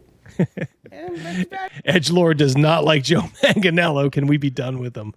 Oh, I think we're just starting with old Joe Manganiello, sir. Thank you very much, Edgelord. For me, I've got big green ears. I've got a big cloak, like the heart in the shadows. I'm technically a cleric, but it's not going to stop me from stabbing you. Why? Why do you do this with this I'm playing opportunity? And to anyone who looks at me, I look human, long black hair. So just be a human, Joe. And like a half plate with an 8-pointed star emblem on it. My character has, he's an angel, part angel, and he found a sword. Why? At least it wasn't a 6-pointed star. That would have gotten people pretty riled up if that was the case. Go ahead, you can get Patrick's there. Patrick for 5. I got to meet Prof DM at Gen Con. Nice dude. That's all I've ever heard about him. He told me not to give up on my dream of making games for a living. Indeed, even if it takes a few years to do so. Yeah, absolutely. If it's your passion and you can put in the time, do it. Like I said, it's a crowded marketplace, but if you think you have something different to offer, absolutely. Yep. Of material from the Black Moon New Atari. And so it's then wound up somewhat corrupting his angelic sense, but it's also granted him powers over shadows and magic. And so part paladin, part shadow sorcerer, part hex warlock. With a with a very pretty sword on that head. Don't touch my sword. Okay, no. Gay? I'm playing Dr. Jax. I'm a scholar and sort of reserved, something you That wouldn't dude does not look like his voice. I know. I know. Like Rick Astley when he was Rick rolling everybody. Never gonna give you up. Never gonna. Ryan for $1. I really hope PDM is a 2-sentence intro. Stand by. Seriously, man bun douche chill says Edgelord does not like Joe. Not at all. You know what I call it, man bun? What's that? A twat not.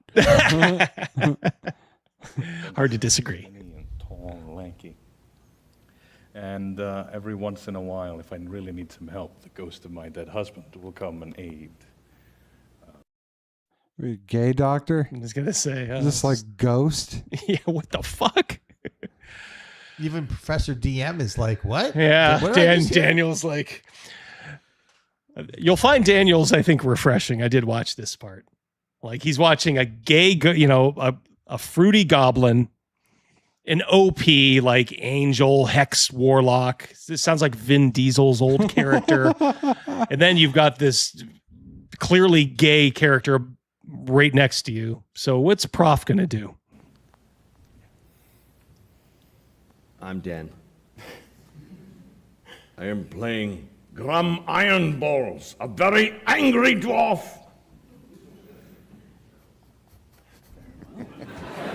That's it. Amen. That's it. Now, to give everyone a sense of perspective, we have 10th level characters who are playing through. Now, in a world where in a just world, there should be 3 humans there and 1 dwarf, and it would have been absolutely perfect. Through this adventure. And so the 4 of you have been traveling through a region that is racked with famine. The small towns, well, what were once maybe small towns, are now been just reduced to little more than ruins, with a few brave souls still trying to hang on and make their way and survive. You have come to this blighted region in search of a giant named the Devouring One, an exarch of Yinogu, a creature whose very presence in this last world, caught in the balance of all the planar energies flowing through it.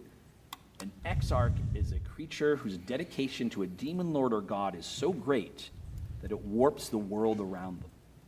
And the influence of Yinogu here is unmistakable. It's a demon lord of hunger and unrelenting eating. You can see the life has been drained from this place. What will once maybe a verdant forest is now little more than a collection. It's better than like Critical Role, but it's still a little too talky for a 2-hour live play at a convention. Looks dead. Even those among you who maybe never worked the field or even considered it can see that this is clearly soil that will not support life. I bet Merles is a pretty good DM. Opposite direction, fleeing this place. We'll see you, OG GM or OG Off-Grid Gamer. Almost called you OG Endless GM. hunger of the gnolls follows. And as you have been traveling, you have seen their unmistakable signs. Here and there, great massacres, travelers trying to flee this place, caught by wandering. He does. Devoured alive, leaving behind even barely any Be bones, careful. I probably do too without the hat. the things the gnolls wouldn't even try to eat. Metal, tools, cloth, wood, all flesh, bone, gone, devoured. As you continue your travels, as the sun begins to set, you see ahead of you the latest in the series of these small towns that have fallen into ruin. And you see that in the middle of this village, there is what looks like an inn, and there is light inside spilling out through its windows. It has been hours since you have seen a living soul. What do you wish to do? So it's basically like, an hour-long intro to just be like, you're at the tavern. You could have skipped everything and just be like, you're at the fucking tavern, bro. That's interesting. Gaming King Fall River. That he used to be a Pirate Cat's house. Yeah, I bet he's. Oh, thank you so much, JP, for the happy poop. Yes, I will. I will treasure that always. Yeah, he could have cut this down. The problem is they could cut down on both ends. Like the players don't need these intros. You know what I would do? I'd get like AI, or if there's like an artist, put like a little standee or like a picture up of your character. Oh, here's my guy. He's a fighter named this. Instead, they do these cute little like accents and little teases of backstories. A picture is worth 1,000 words. Yeah. I have a dead husband. We don't need to know that. Shut up. It's like, shut up and play. The audience should be projecting their own thoughts into your character, I think. And then, maybe you surprise them like, oh, I wasn't expecting that. But just this need to like tell everybody about everything. They got to prime you for that by giving you the plot to Ghost Dad first. Yes. All right, watch just a minute or two more here. I've got stealth. Want me to look around, boss? Get up there and take a look. I'm gonna go take a look. Climb up somewhere sneaky like, All right, give me a dexterity stealth roll. I'll give them this. At least they're rolling dice once they start. I got a -1. I'm playing with the. Go ahead and choose. We had a little technical difficulties with this character. You can go ahead and you use your highest score. Fool me once. Wait, let's try this again. We're playing a goblin, but we only had stats for a half orc, and because we lost his character sheet. That's a 10 with a All right. +8 now. Okay. I'm playing. I've got two personalities. Sometimes I think I'm an orc, but I'm really a goblin. There's what you say and what you do are maybe two different things. I don't know how people spend their valuable convention time watching that stuff. To me, it's the most boring. It's the most boring thing ever for to do it for entertainment. Let's watch the Monopoly couple. Grind Sultan, make sure you like and subscribe. I'm Nate. And I'm Courtney. And this is It's our favorite couple. What are we doing? We are doing another Opened. Another episode of Open. Yeah. Gee, I wonder what Corrected opened. his ass real quick. She said, you did it wrong, you fucking idiot. That's why you're my cock. Episode have opened. Do you remember these guys, Zolt? Were I you do here? remember these. She's cringy a fucking weirdos. She's Polly, and Yeah. he's okay with it, but doesn't do any of He's that stuff. totally okay with it. You could tell by his dead, soulless eyes how okay he is with it. It's her book opened, like her butthole, like her hoo-ha, her butthole, her mouth. Everything's opened. Ryan for 10. Give me the banhammer, my lord. Hold on a second. Give me the banhammer. 'Tis the bitterest of dregs. Bitter drag. You got it. Thank you, Ryan. It's an episode of where we look at your book. It's a memoir, and I read the chapters literally minutes, seconds sometimes before. 1 second. And then we do a sort of reaction, and you do some backstory to Yes. the chapters. People really want to hear what your thoughts are. That's why we're doing this. Let's do it. Yeah. All right. So what chapters are we on now? Wait. Wait. Have you guys subscribed? We would appreciate it if you subscribed, liked, shared, comment. We are grateful. This humiliation ritual. Thank you. Okay, so chapter 22 for sure. Okay. I also read That's just 20. chapter 20. I can read. And then I also read 21. Okay. because She does have broader it's a little bit of a shoulders. shorter chapter. She's definitely frame mogging him right here. She definitely. She's like, sit slightly behind me too so that you look Yeah. smaller. And he has poor posture too. Well, because he's a whooped man. Yeah, he's got that hanged. Defeated. Yeah, he's got the hang dog, shoulders facing in, ooh. Not good. Oh. Make you a mod, Patty. Do you need to be a mod? But we got one troll in here. Oh, do we? I didn't even realize that. Who is it? Grind Sultan. He keeps saying the same thing It's over the and same over thing. again. I know. Can you type Oh. anything else? Oh, just spam, just Is that being a commercial spammed. for something? Oh, hold on 1 second. I'll take care of this. Cal falling down. Thank you for offering there, Patty. Much appreciated. I used to take pride in the fact. Where is it? Where is it? It's on Rumble. He's It's on Rumble. He's on Rumble, yeah. Oh, that's why. Oh, Patty. Yeah. I can make you a yeah. Grind Sultan, on your way out, please like and subscribe.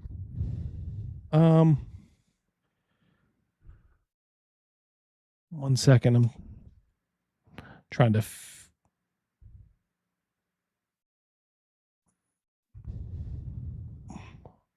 Wait, what did I just do? Okay.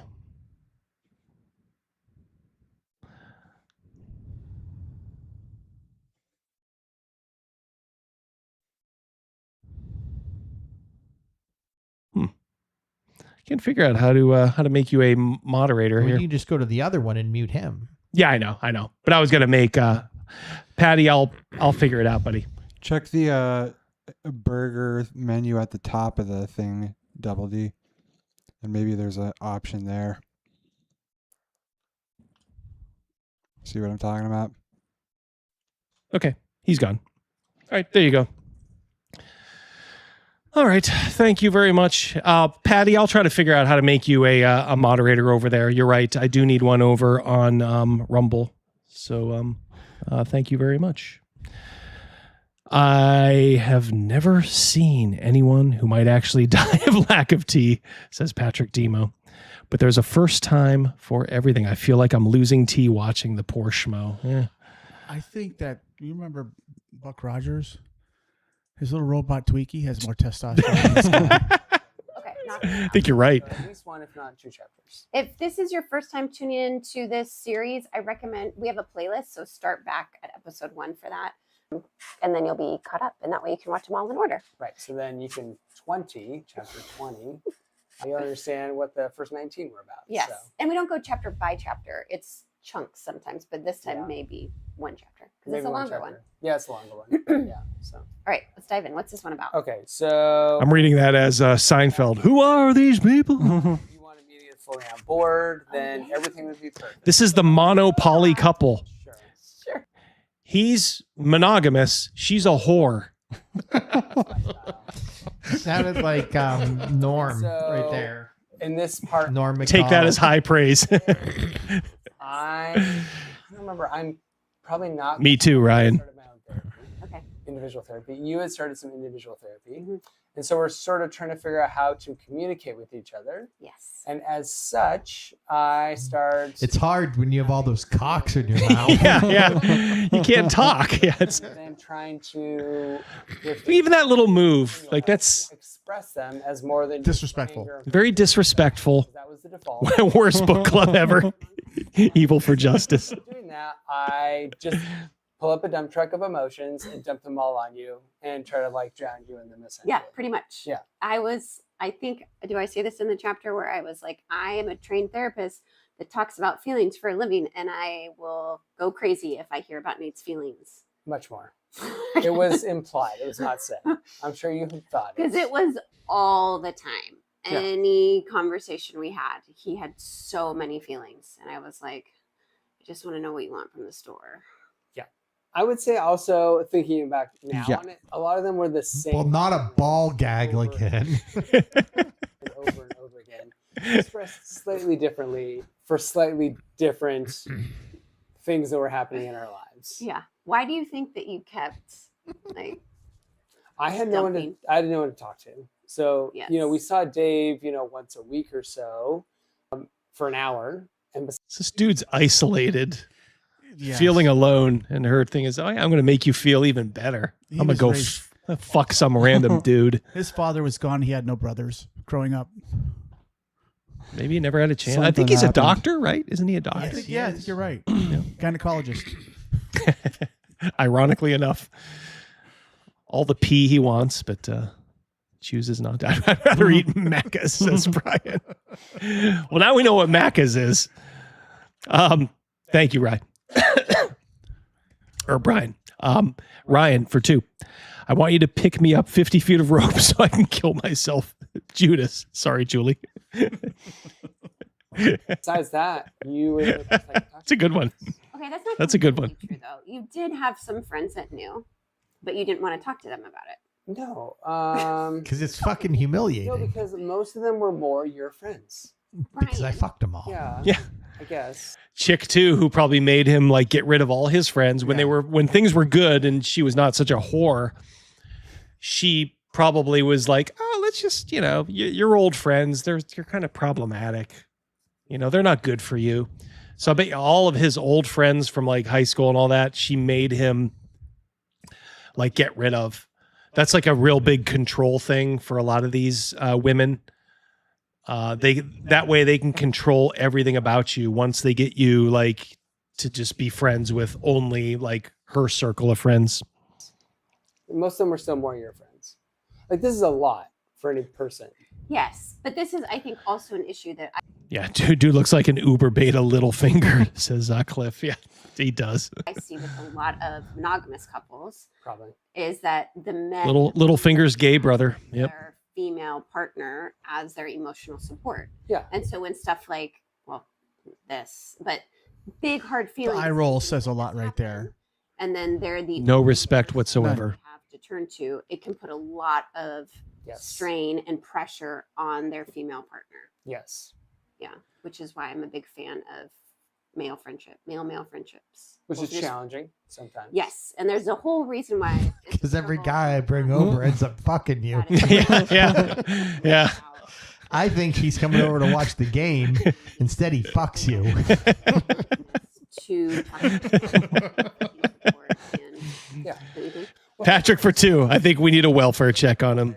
This video was pretty recent. He's still around. I didn't Thank you, Patrick. An outlet or something to talk to, and you had expressed that I was not emotional or emotive for a long time, and then all of a sudden I was, and you hated it. It seemed like Yeah. for some of the time. It seemed like, yeah. No, it was. It was.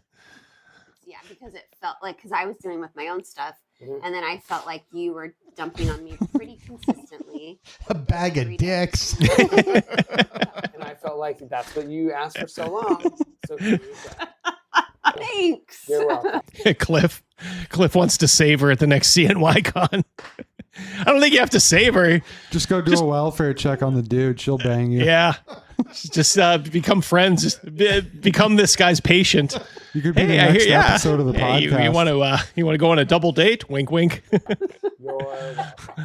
Okay. And so you also talk about how like you were frustrated a little bit because you felt like it was a reflection of you and how you weren't very happy with kind of who you were at the time. Wait, what was the reflection of me? Like you weren't ready and willing to accept my emotions because you didn't know how you felt about everything. Right. Thank you, Universal. I You didn't appreciate say that. normal, but sort of it's implied. Yeah. And so that we didn't have to deal with all these things. So yeah. It was a lot. It was a lot.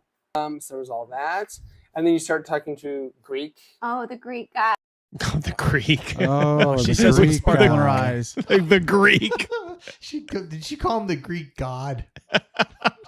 Yeah. He messaged me a few weeks ago. I'm sure. Still have not. I'm sure. Look at that. If that picture, that whole exchange doesn't say it all. Look at that. We are watching a man die right now. She is taking like not little pieces. She's taking like one of those cantaloupe spoons of him like every minute. There's going to be nothing left of this poor guy in a month. And she's just like, ooh, the Greek god. He just hit me up. Yeah, I just got a text from him. You up? I'm sure you did. Remember in what was the movie Along Came Polly, where Ben Stiller's wife, who was played by Deborah Messing, they went on their honeymoon and she ended up nailing the surf instructor. Oh, that's them. Yeah, for sure. I'm an 0 for 5. My dad, my uncle, my brother, and all my cousins. Whore. Probably, if not before it's over. Nope. And by over, I mean him swinging from a noose, probably. He is a charmer. I'll give him that. He is a charmer. Yeah. Is that all he is? And Yeah, they had to cut that. There was probably like 15 minutes there that they just could not air. He's probably begging her, please don't air that. But then after a while, you sort of realize that, I don't know if you realize, we start to communicate a little better and my emotions don't seem so overwhelming. Right. And you My emotions. Oh, you mean my desire to not see my whore of a wife screw, 10 guys a week. That's my emotions getting out of control. Why are your emotions so out of control, dear? Oh, I don't know. I didn't picture him having a tat. but it looks like he does on his left arm. Yeah, to me, that almost doesn't mean anything. They're so ubiquitous. It's like everybody. Look at my one sister-in-law got one, like, not in like a private place, but close, I think, to a private place from what I heard. I'm like, all right, if that's the case, then tattoos are over. Edgelord for 2. She looks like Shawn Michaels. Gross. Big hands. Well, she has bigger shoulders than him. Oh, for sure. Edgelord. Like those, I'll give her credit. At least she's doing her shoulder presses. Before you were just like, you looked at me. Or maybe she's. I mean, she's just doing this. She's jerking off. She's using shake weights. Jerking off 6 guys at a time. I guess that will build the shoulders up. Annoyed you? Oh yeah, it did. Because again, why wouldn't? I mean, it was such an upheaval time. In our Well, lives. it was such a pendulum swing. Yes. Like that's a I was so great used to way. you being like this, and all of a sudden you're like, tell me how you feel. You're like writing me notes, like love Yes. notes on my computer, and I'm just like, You're writing me love notes. That's how I feel about it. I'm disgusted. Ugh. Oh, I hate this bitch. That stopped, everybody. Don't worry about that. it don't happen anymore. No. Oh, that is really sad. You were texting me, "Good morning, beautiful." Okay, I don't know. If I text you now, it's so early in the morning. Anyway, all right. Good morning, whore. So, yeah, so Yeah. that was a lot. Are you done yet? Yep. Make me some breakfast. Yeah, come home now. Yeah. Is the Greek god gone? Yeah. Did you hose out your inside? And what changed? Like you Hot dog in a hallway. Yep. exactly what you said. Tie a board to my head. I'm going in. That you looked at me differently. I finally think I got to the point where I was like, I can't keep, if I really want to make this marriage work, I can't keep being angry at you. And Yeah, we do need to bring back the Salem witch trials. when I said that, I was trying to Sebel. figure out my feelings. All makes sense now, doesn't Yeah, it? there's a reason for everything. There's a reason for everything. Like, do I want to stay in this? Because not necessarily just for the polyamory thing, but because of like the 2 decades of frustration and resentment and hurt and pain. And so that was something that I had to consciously choose to. Oof, Shellback for 10. What do we got for this fine person? Well, let's see. Shellback, t-shirt orderer.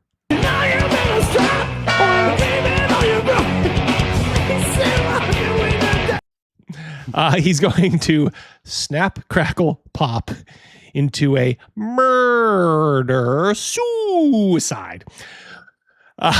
Where there's a whip, there's a way. There's a way. Get both.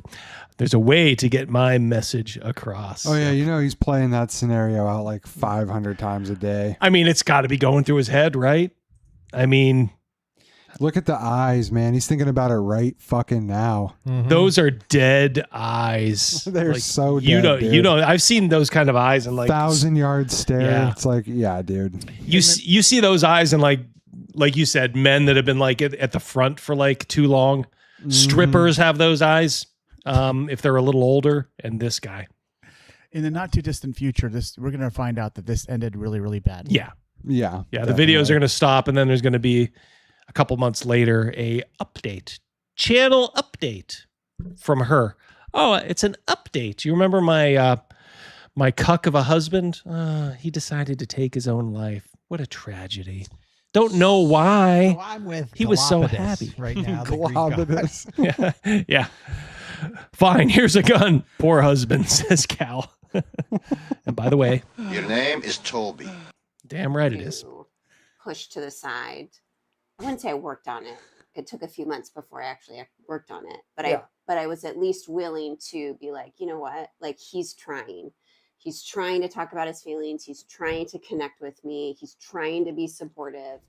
I can either keep pushing him away or being annoyed by him, or I can like give this an actual effort. And so I chose to make it an effort. What exactly did he see in her to make him marry her? Because this is not like you know, her right now. When we see her, that's not alien to him from the very beginning. This woman right here lives her natural life. She wants it's like she wants an award. Yes. For like, oh, I listened to my husband and I actually decided to put a little effort into our marriage. Oh, hooray.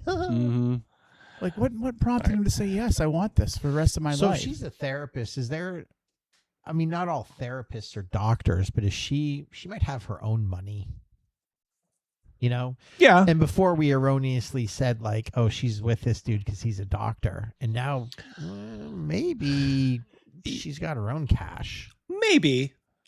I never thought that was like the issue between them. I never thought it was like a money thing. I thought it was just her just literally just being a modern woman who's just so selfish. Right. That, you know, you would actually do this to another human being, let alone someone you swore a vow to, you know. What do you think the chance is that this is just like an act for the content? Do you think there's any chance of that? Because this just seems like so fucking man, for him to like, what would be worth it for him to besmirch his reputation? Right. You know, like this. Like it would have to be like, you're making big bucks. yeah, like, all right, how many millions am I going to be gaining from this? If it's Something like, tells me they're not raking in that kind of cash for these videos. which tells me it's probably on the up. I don't think you could fake this. I mean, you look at him and he's you a look good at her, actor if he's faking you know, it. That's for can't- sure. You can't fake that look, and those looks that she gives him, that's not fake. That's real shit. At Mouse. You're right about that, Rogan. She does pirate stuff. Thanks, James. Do you guys want to keep watching this till 9, or do you want to switch to the lunacy montage? I'll let the chat decide. One for this. One for this. One for the couple. 2 for lunacy. 1 for the couple. 2 for lunacy. 1 for the couple. Vote. 2 for lunacy. Vote. McDonald's or Arby's? Lunacy. Lunacy. That's not a 2. Oh, you can- there we go. 3, 4, There we go. There we go. All right. Heard ya. God, all right. Damn. Rinse and repeat. Holy Jeez, cow. holy smokes. There's a 3 in there. Thought you guys actually like them. You have to admit it's funny to make these jokes. You have to understand sometimes you need bad material like you need castor oil. Remember the Little Rascals? They'd give them castor oil. Made you I better. had to use castor oil. Yeah, I mean, so sometimes bad things like that turn out, you know, you get when I was in that cult, we used to have to do castor. Oh God, yeah. And the wheat germ and stuff. So you may think, oh, where is this? Dearborn, Michigan. Thank you for the sparkles. Sparkles. Thank you, Loquacious. This is from our hometown. Huh? Good old Erie, PA. 814. 814. What is this? I'm feeling a little scared right now. She's probably scared because she's probably worried one of them has a dynamite vest on. There's a bunch of Muslims marching down. I don't know if it was some holiday or something. I wouldn't like it too. Look, this is a terrible religion. Patrick Demo sent a power potion. Go. I will drink that potion. Thank you, Patrick.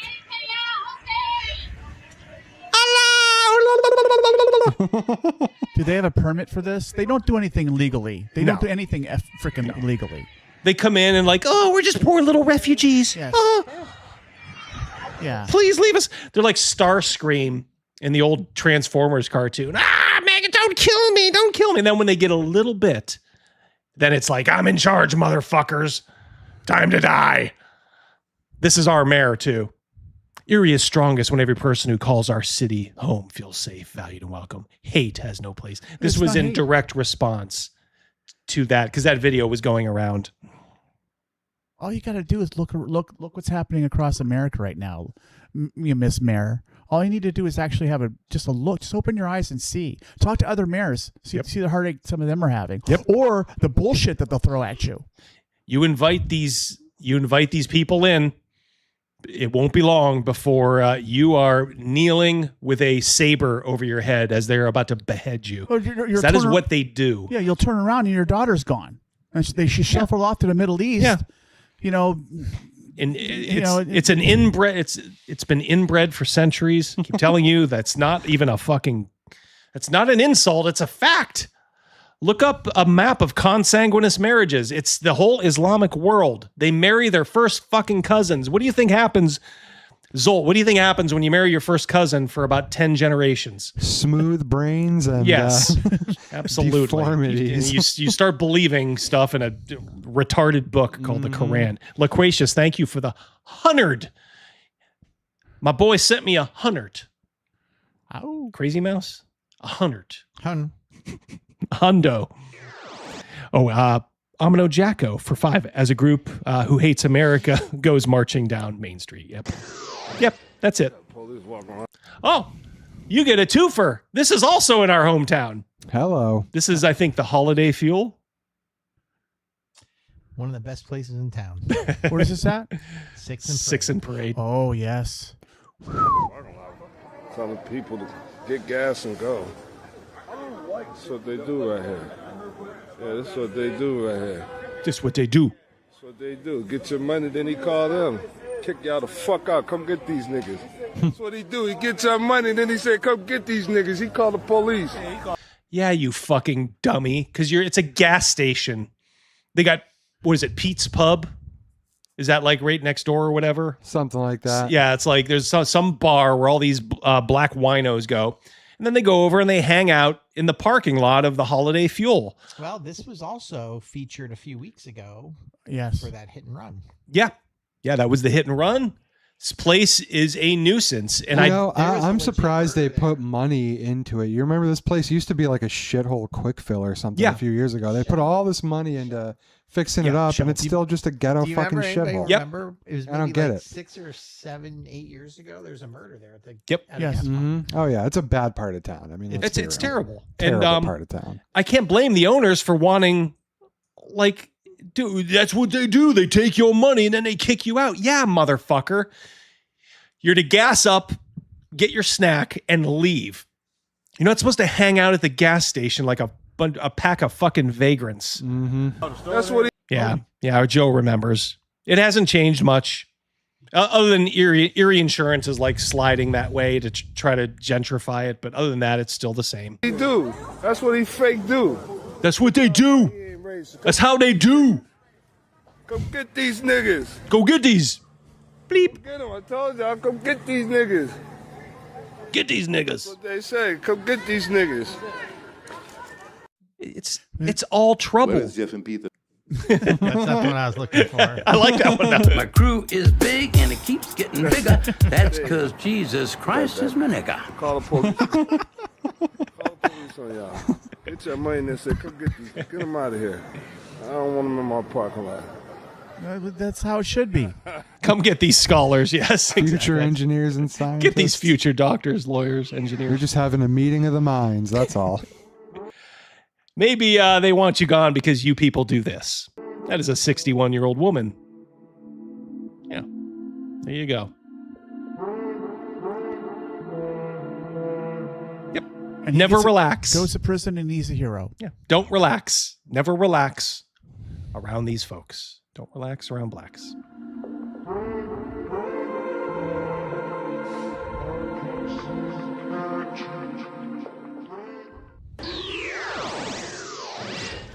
Cisgender men and women, don't even get me fucking started. Y'all know good and damn well that trans women are women. Y'all know good and damn well. Whoopsie daisy! Is it? Am I wrong, or is this person like rolling with a Fu Manchu kind of thing going on? There's something going on here. Is there like a little beardy action going on there? Yeah. I think it's supposed to be a man pretending to be a woman, but haven't gotten rid of the fucking hair yet. You keep using the word. I don't think it means what you think it means. It does not. That's why you can't carry kids, and that's why. Okay. Excuse me. I thought they were actually men. Why are we even bringing childbirth into this if they're actually men? Also, y'all are like way kinder towards like femboys and shit. Feminine men get like a round of applauses. Y'all like, oh my god. Are you serious? No, they don't. We hate all of you. We just wish you'd all go away. And it's because of you, not us. Yeah. You ever just try to like put yourself in these people's shoes and just be like, this is rolling around in your fucking head, and like you're just like, yeah, this shit makes a lot of sense. I gotta tell everybody about this. We're a bunch of fucking retards. women. Y'all can't fuck. In my lowest, I could never have a fraction of the self-hating that these people have. just don't You know what I can't unsee looking at that hat for some reason? Rerun. Oh yeah, good times. And I think our distaste towards Yeah. Thank you, Surly. Yep. So this is a migrant that was elected as a Scottish Green minister. Yeah, this is what he thinks rapists are. It's towards rape. It's towards the idea of and the act of rape, not towards the myth of this monster rapist, as now we've born to be thinking of it that way. Because there definitely is a demonization. Probably there's no feedback on her mic. Did he just say there's a demon? Yeah. I can't even say it. He's going to describe that the word itself and the action of is something that's been. Well, they have to do this over in the UK because there's the rape shit going on. Yeah, because they have all these Muslims. That's why. By the way, that's why you don't want them. They're very rapey, and so all these traitors against their own people will they'll sanctify rape just so they don't get called racist. Remember what that Japanese guy said at the beginning. Somebody calls you a racist, double down. If somebody calls somebody else a racist and they're horrible, find out what you can do to be more of a racist than that guy. Because being a racist anymore is just being normal. We've said before, it's like we don't hate all black people. Hate 60% of black people. In the sense of it is a spectrum. Elon Musk like nailed it in that fucking interview with that dumb reporter bitch. It's like, you know what? I'm pretty sure more people hate you. Yeah. Like you just don't get it. And she was like, me? Well, people don't know me. He's like, I'm talking about you as the plural, like the media. Mm-hmm. Only a leftist media personality would think along, those lines. Like those egotistical lines. Oh, he's actually talking about me. Yeah. Mm-hmm. It's like, no, dumb shit. Nobody knows who you are. We all know that. I think that with the interesting thing about our communities here is I think that minority communities, because we have never had representation, we are tied much more to identity. White communities, they've had representation forever. And so for them, their tie is a little less identity and a little more ideology. And so what I mean by that is we have a lot of voters here who think of themselves first as progressive voters. And so we reach out to them speaking about our platform, our progressive platform. And you're very right that you need someone in the middle to be a validator, someone to tell them to trust us, believe in us. We've had that with Tiffany Caban and Cynthia Nixon. They are so stupid. Such an easy vector of attack. But you kind of see the insidious plan there. Oh yeah, like, it's so obvious. Yeah. Oh, yeah. Like, oh yeah, you ideological people. Yeah, well, come over. Tell them because how great we are. Yeah, I mean, look, we are so oppressed. It's all about identity to us, and that's how these snakes, these commie Muslim snakes, get power. It's kind of like difficult to put into words the feeling that you get when you get that revelation that so many people in this country are stupid enough to fall for this low tier propaganda. Yep. Oh. Like it's not sophisticated at all. Not at all. This is made for fucking retards. Yeah, but it works. And it works on so many people. Quarter pound versus I mean it's a third of a pound. Yeah. It's just at Fabulous Tempe, we covered that kind of early. So when we're all done here, you can go back and watch at your leisure. Thank you very much. So this is over in the UK. Was that a Chinese guy? Is that Kato? Yeah, who was arresting him here? This guy bought a baseball bat. It's still in the wrapper, as you can kind of see there. You see the little cellophane over it. Yeah. Mm-hmm.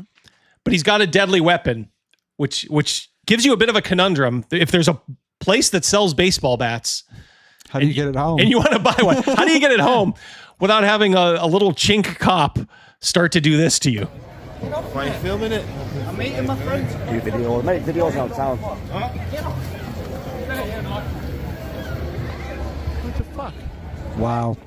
See, if he had some Sikh friends, he could have them stab this cop. Oh yeah, right yeah. now He and could just have get out a of he could there. have a saber this big, and it would be just fine. A baseball bat in a bit of cellophane? No. And all he's trying to do is he's not even fighting back. I think if he decided to fight back, this guy would be in a lot of Kato would be in a lot of trouble. Is it out of its packaging? Everybody's trying to tell this retarded cop, like, dude, he bought the bat at a store. Man, one of these days, like, these cops are going to face a reckoning. That's what I'm waiting for. I hate they're this. not armed. I mean, Yeah, it's like I know. anyone could roll They're up and just British beat cops. the They don't even have fuck out of guns, you. and it's like I want to see somebody come out of Brooklyn. Like, what are you going to do? And just deliver. We'll just keep it generic without getting into trouble. Just deliver street justice. Somebody with nothing to lose. And that's what it is. There's just, you always have to weigh, like, I've got investment into a life here. Yeah. What do I want to risk? Yeah. Because there's so many people that are like, oh my, I want to do it so fucking bad. Yeah. It's just that one bad day. One bad day. One bad day. It's like that movie Falling Down with Michael Douglas. Oh, we man. talk It's about just that like- all the time. Yep. Have one bad day and boom. That's it. Oh yeah. That guy's carrying a cross. But these cops right here, from what I understand, like they don't even go to cop school. Now he's they don't even hosing. have to speak English. Yeah, now you got to Right? spray him. So how He's hosing them down. So you're gonna hose And them the down thing for is, what? they hire these little chinks. They hire these little girls who can't do anything. So they're literally relying on the courtesy of the people being arrested just to go quietly. And I think they want that disconnect from the native culture too, and as many non-Brit law enforcement as we can get so that they're willing to just fuck these people over like this. we need you to go in there and do the dirty work against the whites here. Don't think for a minute that's not happening. Oh yeah. That's not a conspiracy theory. That's just plain to your eyes. I mean, if it's not plain to your eyes right now, even in the United States, didn't they bust people that are like illegal immigrants that were police? Yes. Yeah, So it it's like, happens. You know what they're trying to do with that. It's not an accident. It's it's like back the blue. Yeah. 'Cause over here, sort of, a lot of the time, but it's like, it's not. The only thing I'll say is that it's still in its wrapper is a horrible excuse because you could still swing it. Yeah. The intent, but it's the idea though. I mean, no, it's but like, but it shows like I went to the store and bought this and I'm going to take it home. Otherwise, I get it. But like someone like the people in the audience are like, it's still in its wrapper. I think they're just saying it's in the wrapper because he just went to the store and just purchased this. He didn't bring it here to like start trouble, So I think it is pertinent. Yeah. That's what you can do. That's what you can do the best. Why somebody doesn't line up like an NFL place kicker there? Right in his Yeah, it's a dome. good soccer kick right to the noggin. Well, we're too busy. This is the same thing I always felt about like with George Floyd. Like, look at all this injustice that's happening. I'm just going to film it. I'm not going to help. Yeah. Like the same thing. Like 999 people out of 1,000 won't do anything. It's in a package. It's in a package. It's in a package, fella. It's in a package, you idiot. And who shows up? A Some Muslim Arab cop. dude, yep. It's in a package, Yeah. you idiot. It's in a package. Yeah, you stupid officer. Have a piss on that. Yeah, it's all on camera, it's all social media, fella. It's not that from this store. Just bought it. This fucking foreigner guy. He just bought it. It's in the package, we all can see. It's like, why do you want to be a part of this? Like, why do you want to be a part of these people? I don't want to have anything to do with them. We got an update on the vote. You guys know? Here, let's hold on one second. Let me check here. Ooh, it's a close one. Arby's 52 to 48. Neck and neck. And the winner takes on Captain Cook. Or vanilla ice cream. This is almost as close as that Wisconsin governor's primary. Oh yeah, I saw that. Dude, you think that they just like played some shenanigans and stole it from her because they're like, we can't have this many crazy fuckers. I think that's like when it's like that margin, I think they just fucking steal it. It's dude. delicious because the Democratic Party They just have to both steals deny elections. that it happens. That's all they do. I know. And it's like, all right, That's so great. now we're in this curious position just to kind of watch. Like, all right, so the socialist is getting screwed. I mean, that's probably best for the country, but it also proves how duplicitous and evil and they will do anything the Democratic Party is.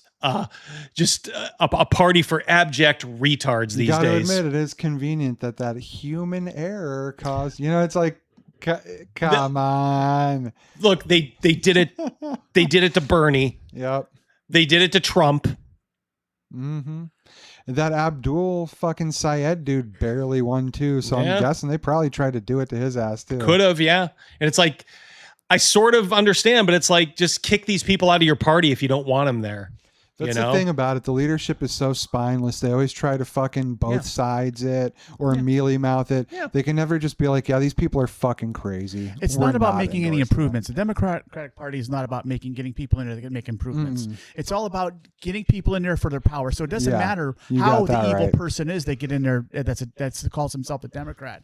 It's all about power. We got to win at all costs. It's not about the health and the sanctity and the safety of any American whatsoever. Yep. Good night, Amino. See you, Amino. Good night. Here's one for you. Antonio. Yeah, if you pay 20 cents for the bag, would have been okay. Yep. Thank you very much. All right, guys. So we are going to do what we normally do every couple weeks. We're going over. We're going to watch the movie. I think you guys are going to like this one. You should. I mean, my God, if you don't like this, there's something wrong with you. Titanic. Yes.